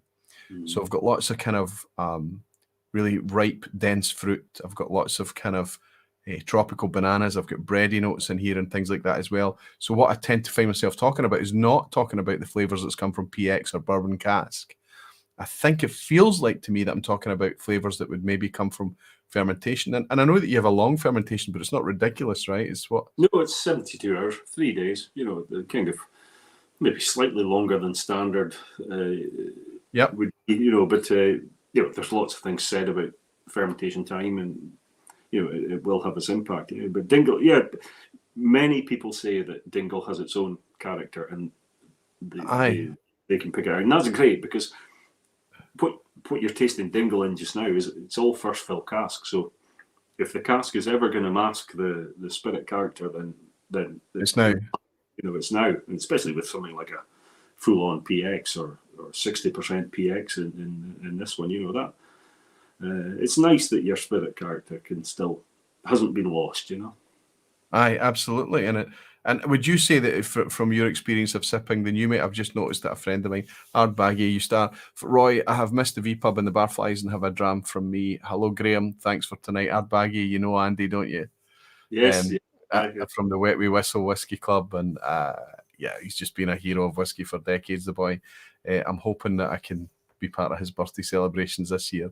I'm trying in every way I possibly can, my friend, but thanks for dropping in and buying us a dram. We've missed you too, Andy. Cheers. Cheers. I mean, I think that I've never tried Dingle New Make, but I would hope that I'd maybe be able to pick up the Dingle New Make and taste the things that I'm talking to you about. That would certainly help me identify that thing, because these are not the first Dingles that I've had. These are just the ones that I've owned. and they've all had that similar profile. I actually sat in a blind tasting a few weeks back, and there was a Dingle just happened to be in the blind tasting. I did it on video, and I picked out the Dingle. I was really pleased because you think you've got it nailed. You walk away and you taste it in another context, and you don't have it. But I think it's so distinctive, Graham. That fruit, that estery fruit, that pastry shop. That's a good way to describe it. A pastry shop aspect for me.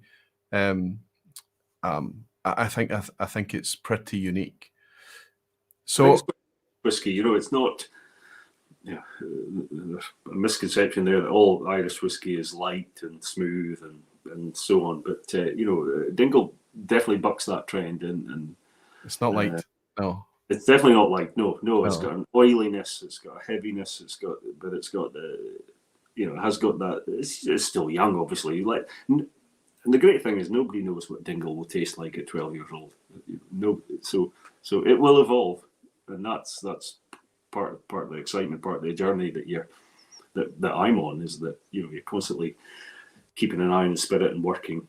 And you must be excited as well, and this plays into the batch variation, because as you're emptying these first fill casks and using them for the batches and these releases that you have, by the way, you've mentioned already you're making single pot still Irish as well as malt. Is that you've got these refill casks then, right? Yeah, so second fill, we will fill second fill casks. Nobody will throw away a cask after one use.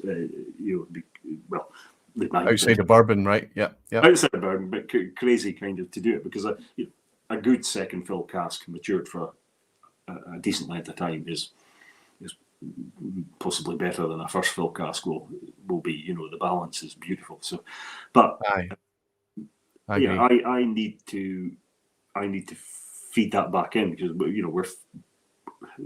we're filling 1,500 casks a year. We're only emptying 300, so 300 of our casks we fill again. So whatever that percentage is, 1/5, 20%. We're 20% second fill at the moment, and that will increase to a point, but that will not increase to 100%. That will increase to 50%, because our philosophy at Dingle is not to fill a third time. We will cull after that. That's going to be interesting to look out for as well, and that's kind of all the more reason for me to appeal to you. Please find a way to code that up, because it's when we see the second fill feeding in as well. I think that's going to be super interesting too. And I agree with, and I remember an interview with you. It was on video, maybe it was on YouTube or maybe it was social media or something. You were on with someone and you talked about your favorite cask. And if I'm right, I remember that your favorite cask was ex-bourbon, left in peace, just given the balance between the spirit and the quieter cask. Am I right? That was you, wasn't it? And Jimmy has just chimed in here from Canada with a dram, and he's saying, why does sherry have to be involved in all Dingle's whiskey? Is that true? There's been no bourbon? True to the point. It was true up until a month ago. But our last batch release of single pot still, we call them the releases pot still. So fifth pot still release was 100% bourbon, and it's coming in. It was about seven years old, let's say, on average. And that's my next thing. That's my next Dingle purchase. Dingle in bourbon is really coming through now at the age we are. Sherry, you've got that instant flavor, instant hit, instant color. It works when you're trying to sell a younger whiskey. Combining different cask types works because you layer flavor, so they make up for each other and help each other. But Dingle now, the last single malt release was 100% port, full maturation. So we're now going into one single cask type release, and bourbon for me, especially with the pot still just now, is it's now coming of age. That's exciting. So you'll see less of we've done the bourbon sherry combinations. We've done them to the death, for good reason. But that's not going to happen now for a few years, until I'd like to repeat. You've got batch 4 there, which is bourbon and port. Let's repeat that in 6 years' time and see how it goes. And people I'm excited to try that, and I've made the note here that the 5th release of the single pot still Irish is 100% bourbon, and it should probably be my next purchase. Mm. So I don't want all the Barflies going out and buying up whatever's still available. I want to be able to get it. There's in Patreon, I got a couple of good comments, and I think it's nicely dovetailing into where we are at the minute in the conversation. And Menno mentioned, he said, Menno says, it's interesting how we don't seem to mind batch variation so much when whiskies are clearly stating the fact that it's a batch release. Back in the day, Benromac, for example, peat smoke seems a good example, but it was rather guilty of it, the batch variation, that is. Yet, we seem far less forgiving when we come across it in core range releases, the most obvious ones being the Glenfarclas, anything in Clynelish 14, etc. He's saying, when that's he's wondering, he's saying whether that's our fault, expecting the near impossible consistent every time, or the producer's fault. I'll happily leave that in the middle. So I think what he's getting at there is the kind of the transparency. I mean, we can see that all the details on the label, the information that you give us on the back, talking about the marriage of casks, talking about why you've used port casks in batch 4, talking about the philosophy of Dingle and the distillery and everything. It seems like there's so much information on there. But Menno's also talking about that same thing, that if there was this little bit more information where we could just say, relax ourselves a little bit. Menno's actually saying we understand this and we don't complain about the variation here, but potentially as soon as you start making a consistent product, potentially we get in a situation where, you know, that you're managing awkward questions from the geeks. Then do you think it's a factor? It definitely is a factor, you know, but I'm sitting here thinking, is it exacerbated by a price increase as well? You know, does that come into it and annoy people? Sure. Oh, it does. I mean, there's nothing will get the blood flowing faster than the price increases, especially today. You know, yep. So it's it's difficult. It depends on the frequency you're buying your bottles and how into the whiskey you are. You know, this audience is very much into their whiskey and would love to know everything. Yes. Yeah. And you'll know just how into their whiskey you are because you'll be up against them at the quiz at the end in a wee bit, and it's humbling just how knowledgeable these folk are. But yeah, I think that's what we're kind of asking for is that how difficult is it for producers to provide transparency? There are challenges there, right? It's probably not consistency you're looking for; it's transparency. Yes, and that's hopefully right. not diminishing of quality. So yes. The taste may change. It may change away from your favoured taste or profile that you particularly go for. But if the transparency is there and the hands up and saying, look, this has changed slightly, you can then make your own decision. Well, I like that change, or I don't like that change. That's right. I mean, it's not, and then it's a subjective thing that you're talking about. Mm-hmm. You know, it's not suddenly you be feeling let down by the quality of the product. It's clearly demonstrated to be a slightly different thing. Mm-hmm. And it's just not to your preference anymore. Quite interestingly, Doc mentioned a similar thing, saying, hey, let me use a recent example, Roy. The Speyside Distillery 24-year-old, this one I poured earlier, actually. Single cask, 49.9 ABV. You kindly poured it 2 evenings while we were in Frankfurt last weekend. It was so different for me on those 2 days that I would argue that the biggest batch variation is located in the human being. One-on-one comparisons at a given point in time would be the only way to go. Using your whiskey memory won't work. But maybe it's just me. I agree with you fully, Doc. If you compare 2 glasses of 2 batches side by side at that moment in time, that's fair. But if you try and sip one and use your memory of how potentially there's flavour drift in there, then you have to say, I am the human element here. I think Doc's got a fantastic point. And I don't think there's enough of that humility. Often when we're throwing this criticism, we have to check ourselves at times, I think. It's not a scientific approach then, is it? You know, we all look back, even on the most horrible occasions, with rose-tinted glasses, and we can turn good into bad. So, we're probably more critical of the present than we are the past. Aye. I think, take everything. Nostalgia's got a lot to answer for, right? It's got a lot to answer for. It really has. It has. David, and I'm sure David's in Ireland as well. We would pronounce it Byrne in Scotland, but it's David Byrne, isn't it? He's saying, hey Roy, could you ask Graham about his take on Irish distilleries being able to more experiment with different wood in casks. It was in my notes here, David.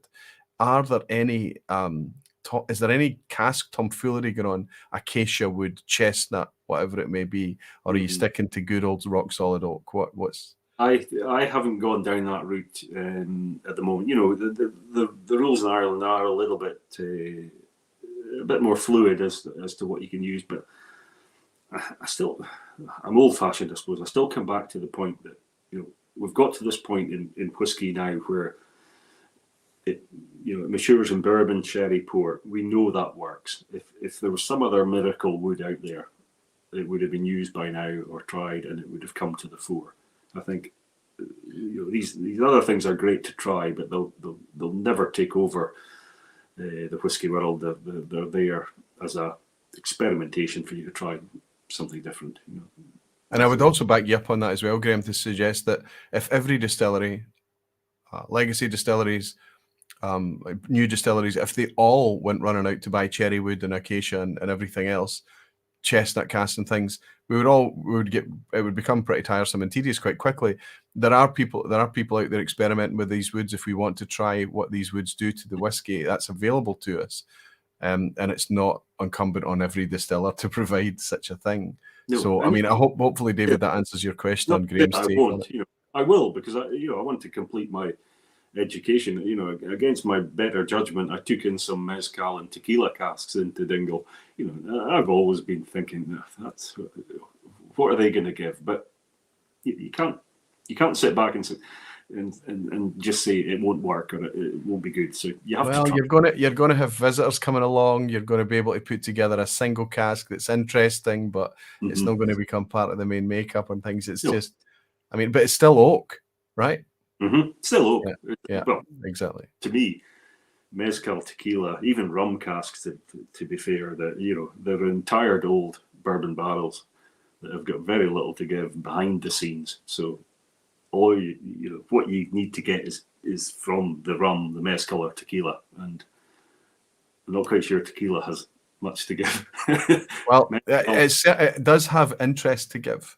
But whether it's an interest that you're going to want to go back for time after time, glass after glass, I agree with you. I think we're on a similar page there. Donner Pass Whisky, that's our friend Tim in the States. He's heading over to you and he's saying we'll be at Dingle in 2 weeks. Looking forward. So I hope you're looking out to being able to welcome our friend Tim. So David, Donner Pass Whisky, and also it looks like I've missed one from. I've missed another. I don't want to miss. I have missed another one, I think. Yeah, Whiskey with Molly. Ben. Oh, he's on. Ben, your ears must have been burning because we were talking about you before we even went live tonight. Batch 6 in a Dingle tulip glass, all supplied by the hardest working person at Dingle, Fay Coull. Oh, shots fired from Ben. Good to see you, Graham. So that's it. Ben, I hope your ears. We were talking about your accent. Your accent doesn't give away that your true roots, but I was just filling them in. Ben, thank you very much for the virtual dram, and David and Tim too. So there you go, Whiskey with Molly. Yeah. Terrific stuff. I think that if we talk about, just to kind of close out this thing, we cannot. Regardless of, we know that Dingle is small scale, Glen Moray's 10 times bigger, Glenfiddich is 10 times bigger again. Do you think that consistency is going to be easier to manage at Glenfiddich than it is at Dingle? Or do you think that the problems that you've highlighted about the cask management, what you're emptying and what you're filling, do you think that just upscales? And they still have the same issues regardless of the scale? Is this an industry-wide thing or something that's going to affect a newer producer a bit more? I think they have different issues. You know, when you look at distilleries, you compare them to ships, really. And Glenfiddich is a big ship. You know, it's an oil tanker. Yep. And, you know, if it goes out of line, it goes out of line for a few miles and then gets back in. Whereas Dingle is a small ship. Rowing boat kind of size compared to so we might go out, we might get blown off course, but we can turn and get online quicker. So there's different issues for different sizes of distillery, and so probably. I gave the Glenfiddich example earlier, moving to 12-year-old. That was a big step, and it took a little bit of time to redress the imbalance there. Whereas in a smaller distillery, you can be a bit more reactive. We can change direction quite quickly, and the Dingle single malt that we're looking at just now, that could change. We can change the label, evolve, whatever. There's probably another side to look at as well. If that small distillery is part of a group of distilleries, then they have purchasing power. They can buy. At the moment with Dingle, we buy a container of casks that will probably take 3 months production to fill. So we fill bourbons, and then we fill sherries, and then we fill ports. So what we can't do at Dingle is fill certain amount of bourbon casks a week, certain amount of sherry, certain amount of port. Now, the bigger distilleries can do that. Glenfiddich can do that because they've got the volume. They'll get through 2 or 3 containers a week probably. But the other groups of distilleries, like I'm thinking of Inverhouse with Speyburn and Balblair and Old Pulteney, they have purchasing power, so they can buy for the group and then spread the casks out amongst the group. So it's not always the case that a small distillery, all small distilleries are not equal, I suppose, is what I'm trying to say. But at the end of the day, everybody has their difficulties. Dingle is a growing distillery, evolving. It's getting older, so we've got growing pains as well as other things to work with. Whereas your more traditional distilleries, established distilleries, they've got a bulk of stock together. They've got a range of whiskies that are probably fairly constant. Graham, did you just continue speaking there? Well, all that I crashed completely. I thought I went full. My screen, internet's gone. I have no internet. I'm running off 4G now. I've connected up to the phone. It's just died on me. So listen, you're a trooper because you've obviously kept the chat going. You've kept the internet going. The lounge going.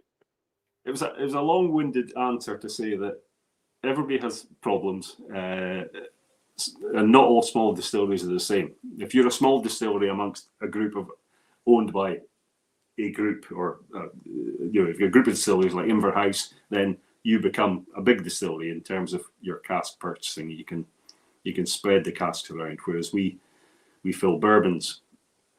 It takes us 3 months to fill a container worth of casks. So we fill bourbons at one point in the year, then we fill sherries, then we fill port. So wind the clock. We don't have bourbons filled all year. So you've got that inconsistency in filling almost, whereas others don't. So it's the same problems that's across the board, really, but it's just different ways of adapting and managing them, I suppose. Yeah, there are different ways of getting back on track. Because at the moment, you always know what you've got in the warehouse. You know what you've got in the kitchen cupboard. That doesn't change. You can't go back and do much with it. You can wood finish. You can do bits and pieces, but what's there is there. What you can't. You're basing everything on forecasts, and if those forecasts change in any way, in any shape or form, then you then need to adapt your stock profile to the new forecast, and then look at what's surplus, what's negative, and try and fill those gaps. I think that's the job of a forecast, isn't it? To not ever be accurate and to change constantly, right? So David Byrne is absolutely spot on. He's saying that Graham is a legend and ended up being the new host of the vPub. Bud Jenkins is saying you're proving your resilience to keep going without your internet. I'm impressed. Focus issue solved. All blurry now, says Chris Pollack. Yeah. I mean, it's just, it's one issue after another. Listen, that's why we do it live. It's it's always going to be fun, isn't it? It's always going to give us these wee challenges. And as you just said, Graham, it's all about adaptability and how you react and how you manage the challenges that come along. Graham, I expected some of the things that you were going to talk about tonight to be a wee bit fascinating. I don't think I was quite prepared for how much I would be left to go, oh, I never thought about that.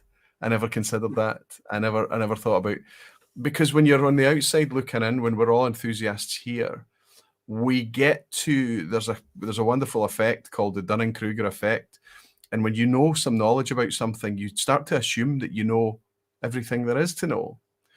You only know enough to know something, and you don't yet know enough to realize that there's a ton to learn that you're not even close to knowing yet. And it's only through the courage and the willingness of people like you who are willing to step forward and say, here are the facts, right? Here's actually the, and it is, it is a wee bit about transparency, sure, but it's just the willingness to share and let us understand these things blow by blow, so that we can enjoy the whiskey with not a sense of detachment, but with a sense of relaxing with it a wee bit, not asking too much of it all the time. No. Knowing some of the challenges that go on and understanding and just being a wee bit more wise to what we are actually tasting. But I think you do concede that there are certain elements there that it wouldn't take a lot more steps to tidy up a wee bit, or just to make it a wee bit more, I suppose, a wee bit more transparent. Yeah. I think you should know what you're drinking. You should know what's in it. You should know if there's colour in there and caramel in there. But it's about transparency, openness, really. It's just, you're the consumer. There are no plans to put caramel colour in a Dingle whiskey, right? There'll never be caramel colour in a Dingle whiskey. I can honestly say that. I don't think, it's in our genes, our DNA, that I can't ever see us dropping below 46.5 either. I just don't. We're not in that game. We're a different thing. But just another thing came to me.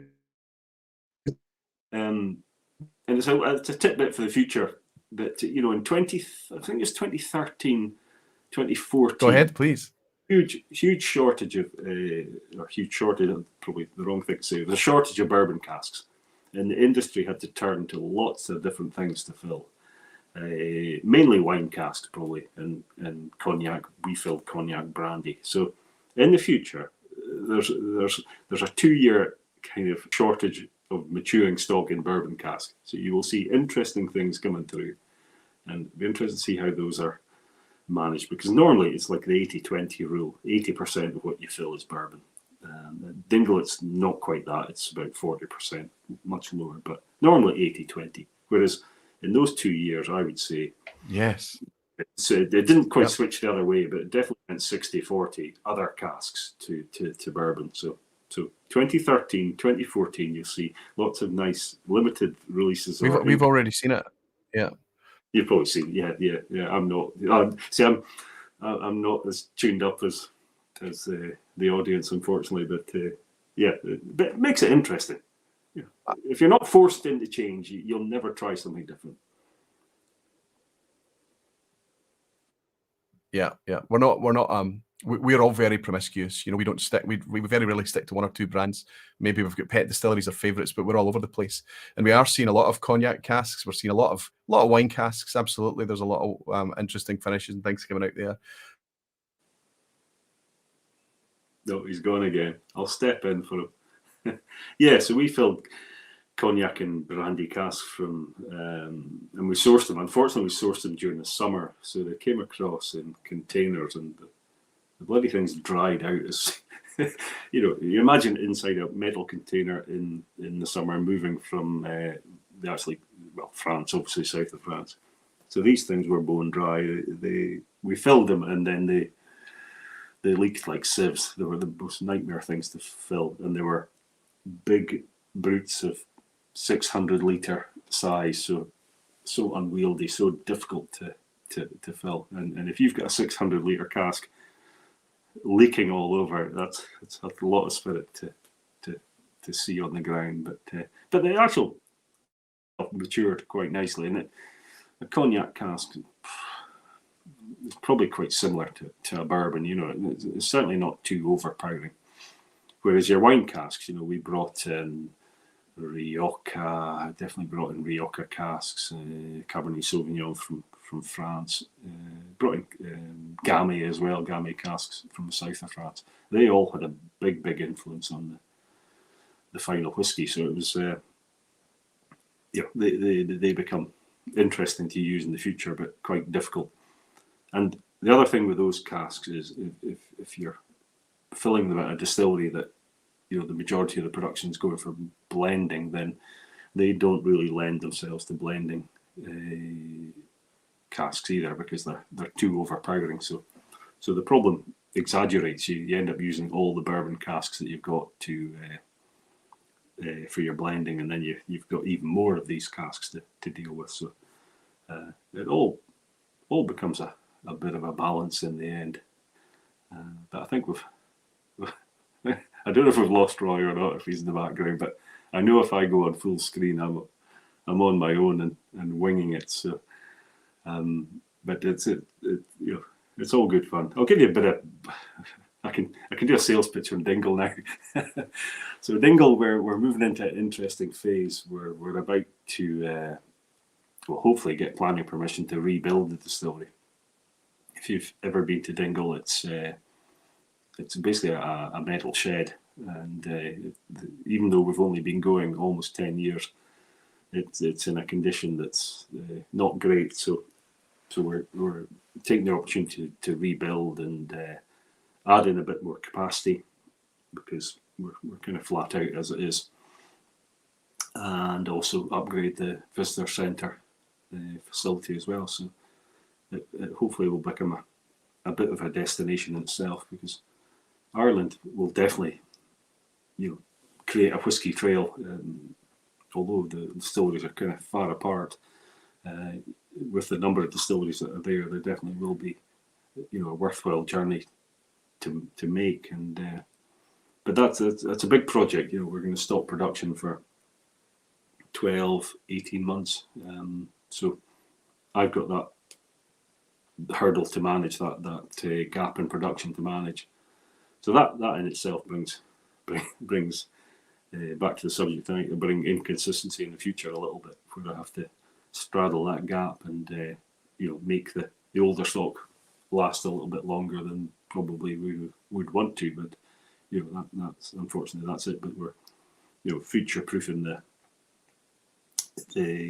distillery, and alongside that we're looking at building warehousing as well. So that's the other thing with producing more and more whiskey and storing it for longer. You need to build distilleries build warehouses for that. So it's exciting times at Dingle, but we'll always try and retain the character that we've got, and hopefully you can all come very soon. Future releases for Dingle, we've kind of stopped the batch releases. We got to batch 6 with the single malt, and we got to pot still 5th release. So we've kind of drawn a line under that series.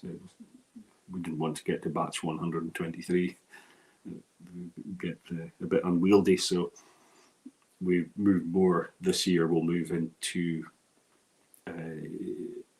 still limited releases, but the single malt and the pot still will come under the same banner, so that we'll have maybe a single malt release at the end of this year, and then the next release will be a pot still, and similar volumes, probably 5 to 10k bottles, but you'll start to see a little bit more of what's different about Dingle. Some of the different things I've introduced, which will be initially wood finishes, but we've got muscatel finish, some nice muscatel finish casks in there, and some Australian wine casks as well finishing. So different things to see there. And also being a Scotsman moving to Ireland, I introduced peated whiskey as well, peated spirits. So we've got that to come through, but that's a few years time. But interesting times ahead for Dingle. If you're ever down this way, you definitely need to visit. But I think we've definitely completely lost Roy. I don't know if I can get him back at all. Let's have a look and see if I'll chat. Apologies if I can't take up anything. But I don't know if I've been the first time that this has all failed. It's probably I'm a jinx to the whole thing. And but no, I don't think, unless anybody else can catch hold of Roy. And no sign.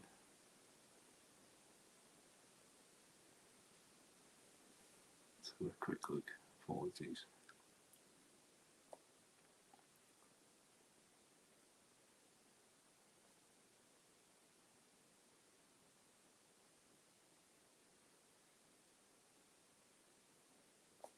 Okay, I think he's gone. Gone completely. So what do I do now? Improvise. Let's have a look at my whiskey collection, will we? Let's go and pick some interesting things from that. Excuse my bottoms, but this was the flying leash that we're speaking of. In fact, let's have a look at different things that we've got there particularly. I don't know if anybody has a bottle of this. This is Bailey Nickel Jarvie. This was the blend that Glen Moray had. This was a great blend. It was 60% malt, and I think basically they couldn't afford to produce it for the price they were selling because of the malt content. It was lovely blended, with Glen Moray being part of Bailey Nickel of Glen Moray. Glen Moray would have made up a fair part of this blend. Got lots of other things as well. Quite a few Glenfiddichs over my shoulder. Obviously that's where I started. And a few Glenmorangies as well. And obviously quite a few Glen Morays and a few Dingles as well. Well, here's Glen Moray. Let's have a look at this one.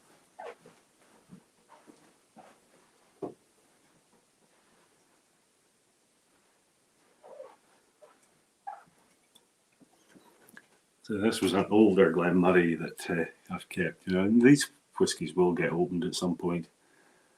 But this was for Whisky Live, and I can't even remember. I don't know if it says a year on it, but this was our first kind of venture out, getting out to shows, and nicely wax dipped as well, just for a bit of extra theatre when you open it. And what else can I show you that'll capture the imagination? I'll go and look at them.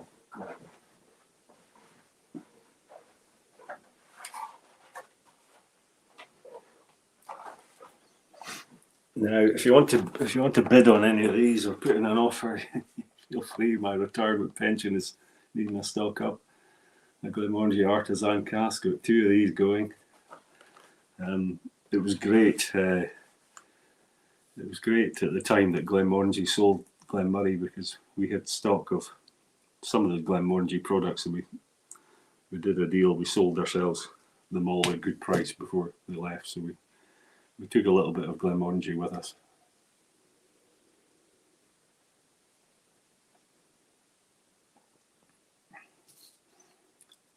And let's have a look. What else would anybody want to see? The Scapa 16 there. Can't get it the wrong way around. That's up there. That now. Good story there. We went with a couple of good friends on holiday to Nice back in 2015 and picked up a couple of bottles in duty free, and one of them was Scapa 16, which I'd never tasted before, and I think, can't remember what the other one was. Picked up a repeated peated whiskey. Anyway, doesn't matter what that was. On the first night we got there, we opened both bottles. The peated whiskey hardly got a dent in it. The Scapa 16, we left a polite amount left in the bottle. This is my wife Fay has just come in. We've lost Roy, so I'm just winging it and talking about anything that I can talk about. So the Scapa 16 got a huge dent in it the first night in Nice. We then, a couple of days later, went in the train to Ventimiglia in Italy, past Monaco, stopped in Monaco, I think we did, and then we carried on. In Ventimiglia, we found more Scapa 16 in a delicatessen, and it was, I think it worked out 28 euros. 28 euros a bottle, so £25. Now, I wish I'd bought the whole stock, filled a van, brought them back, but we didn't. We bought about, I think we might have bought 2 each, 4, and brought them back, and unfortunately, well, one of them got another huge dent with my brother on my birthday, 2015. Later in 2015. Similar amount left in the bottom of the bottle, and it was a great night. But that was the end of the cheap Scapa. So my brother and sister stupidly on my 50th birthday went out to find Scapa 16 because of the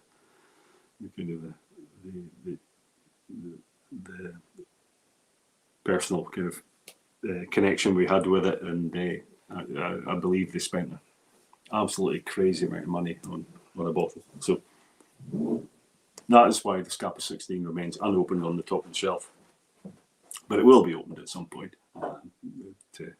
It's a lovely dram, very easy drinking. Now, here we go. This is another one that's not opened yet, and I don't buy whiskey for myself. My good lady Fay buys most of the whiskey for me because I'm too tight to buy anything. So I have now got a Caol 25 to enjoy. Now, I do enjoy the 18. I'm kind of a on-off peated whiskey fan. I wouldn't be a peat freak or a peat reek or whatever you want to call yourself. But I do enjoy it now and again with certain friends, you tend to drink things you possibly wouldn't drink. And the friend that we drank the Scapa with will probably be the friend that I opened the 25-year-old Caol with at some point. And that will happen soon. As you can see, that came from the shelf that is on the open. Although it's not opened, it's on the shelf to be opened, rather than the shelf behind me, which is, look, Graham, don't open them until you have a good reason to open them. Another wee interesting bottle here. Now, I've got a reputation of introducing peated spirit to places. I was the first to introduce a peated spirit to Balvenie, first of all, and then Glenfiddich. I think it was in that sequence. I can't remember. It might have been the other way around, but it doesn't matter. So your Balvenie, what do they call it? Peat Week.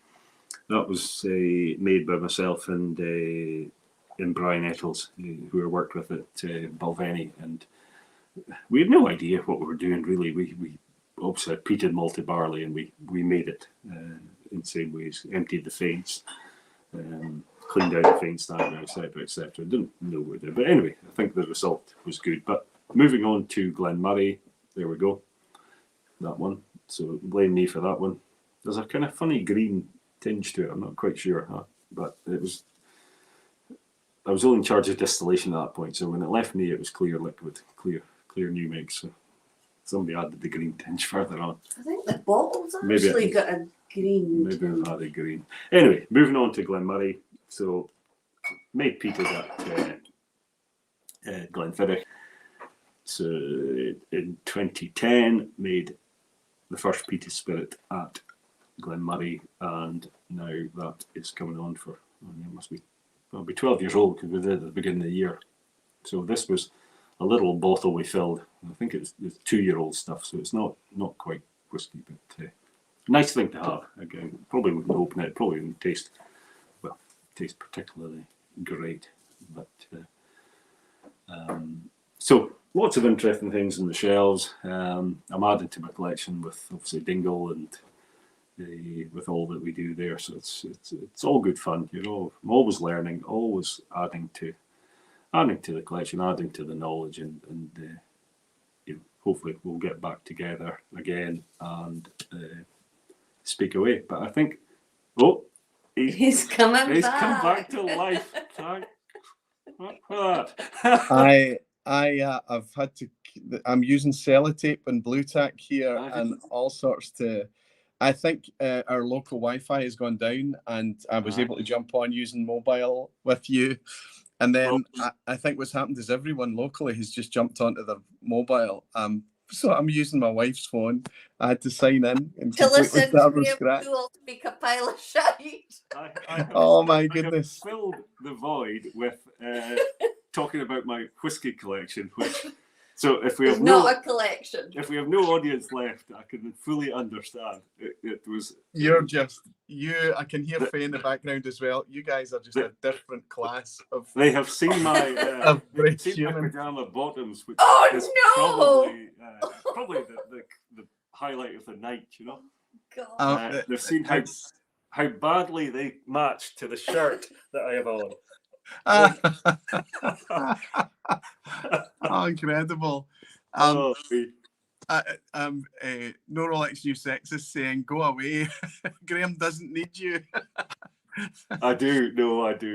I've passed over the stewardship of the vPub to you, buddy. Listen, there's no other way I can get this to go. I don't even think I can make it to the quiz at the end running this. I don't know how I could share it with everybody from here. Let's see. I don't need it. Personally, I don't have the quiz. I could make it. I'll make up a quiz. Made up the last. I can't tell you. Drama this. Was that batch 4? No, it's a special founding fathers bottle. So in Ireland, they don't say one for the road. They say one for the ditch. One for the ditch. One for the ditch. Yeah. And it's perfect. It's friends that we know, and if we ever put a photo of that up, which we don't very often on the internet, it goes the crazy. Dingle whiskey geeks, fans, whatever you want to call them, they would kill to have a bottle like that because it's not been on general sale. So it's lovely to have. And I have one that's already open. It sounds amazing. One for the ditch as well. You remember the old phrase that we have here, a joke in Doris, don't you? A drink for the door. That's right. It's the same idea. We managed to. I don't even know if we made the 2-hour mark, Graham. I think the game's a bogey while I'm speaking to you on a ropey mobile that I'm not even sure it's going to hold the connection for us, my friend. That's brutal. And all the 5 years of the vPub, it's never happened. It's the first time it's happened. You're a jinx. No, I don't think so. I think it's just bad luck, and it's just I don't know what else I could have done there. I tried every possible solution I could come up with, and where I had. But it's amazing. You've relied on you, and you've managed to keep things going. I'm getting messages coming through because my own phone is it's just on a few K. Obviously, I can't get a website to open up, but I can get the chats and the direct messages are coming through. So it's a really low data connection, and they're telling me that you're keeping the ball in there, you're keeping it going, and things like that. So I think probably the best thing to do is just to bow out gracefully as best you can. I don't know if I've got another 10-minute. Let me see if I can even run anything from here. I don't think I can. No, give it a go. If you break it, I'll I don't know what I'll speak about. We'll find something. The worst label in Glen Moray's history. The worst label. Yeah, it's a dreadful. It's a 2-tone label. It's revolting. Yeah, but did you keep a bottle of it? That's we have a bottle. Yeah. It might. You never know. So the quiz is definitely a bogey because on the mobile I can't drive the quiz from here. That was all teed up and ready to go. So I tell you what we can do if you're up for this. I will preserve this quiz. I'll save it. And then one night that you're free and you feel like coming on for a wee dram, we'll just have you just to join for a laugh. and you can play along in the quiz on another night, I think. I cannot thank you enough, not just for being a total hero, but just your good sportsmanship about it all. Obviously, you appreciate that. I'm really upset. There's nothing I could have done. No, you're so well organized and so well. Everything's done to the letter, done to the T. It was. Aye. And I didn't. When you first disappeared off screen, I thought you'd just put me full screen to scare people away or get off to their beds. But no, I wouldn't do went that. Full screen again. I thought, no, I know I have to wing this. And when you have to wing something, it's quite hard to wing it because Aye. Thankfully, I had my whiskey collection behind. I started to grab at that and show random bottles of anything and talk about it. As my mum would say, you've got a good Scottish tongue in your head. Use it. I actually don't have a good Scottish tongue. The worst label in That's history. It, kind of greeny. Oh, I don't know. Is it not all about the liquid? The Chenin Blanc, anyway. Chenin Blanc, full match. Chenin Blanc. So that's good. Fantastic. I think we did. I was just kind of starting to kind of talk about how much fun I'd had, the surprises, the revelations and things. I think we did get to a point that it was relatively, a good rounded out discussion. And we were kind of building up to letting you off higher before we hit midnight. That's midnight now. And getting the quiz finished and things. There'll be people a bit bummed that they're not getting their quiz at the end tonight. First time in 5 years that's not happened either. But there's not much I can do. There's not much I can do when I have just this really, really limited connection here and I'm using my wife's phone. And I'm currently using her data. She's on a different provider from me, thankfully, to make this work. I'm going to try it one more time, shall I? Will I put it on the Wi-Fi one more time? Just to see if there's anything happening. Don't disappear. I won't disappear from here. Faye, don't worry. But no, I'm still just getting this site can't be reached. StreamYard took too long to respond. So my internet provider is just died on me. Just absolutely gone. So much for their gigabit download, super broadband to the home nonsense. Oh dear. Anyway. Never. Don't worry. Yeah, that's these things. It's not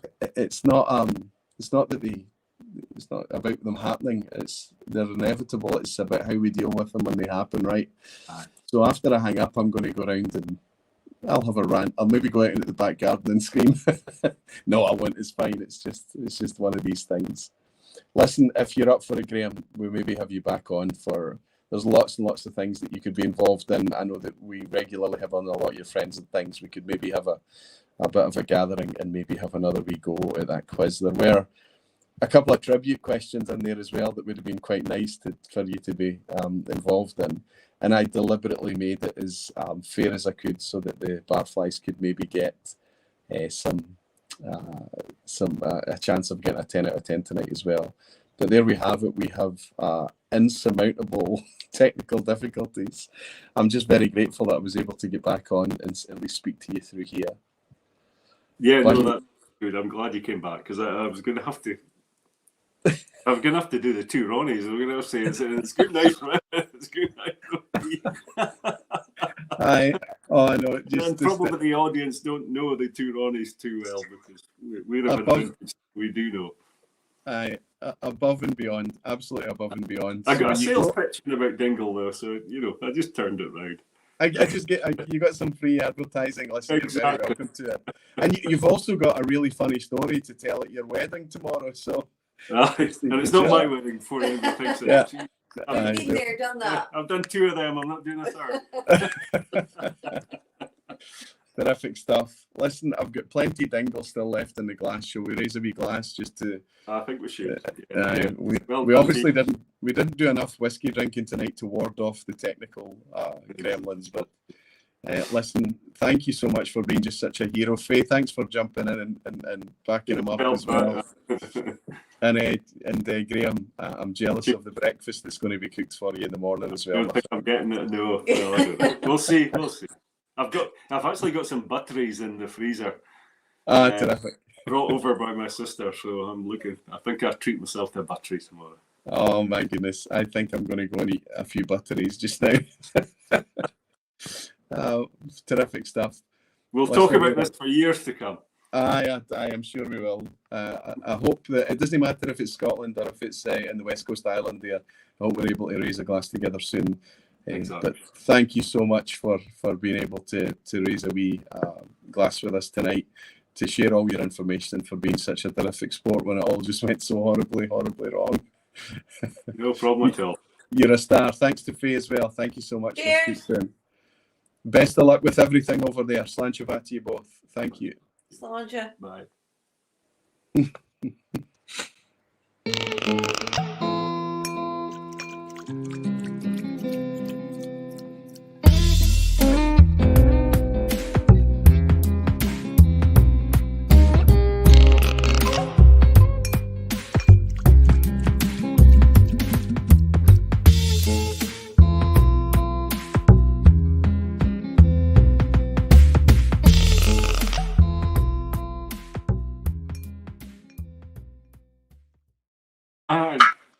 Sorry, there we go. I can't even control the feed. There we go. Whisky Folk one that will go down in infamy. You just close your browser down now, and that's you good to go. I'm good to go. Good night.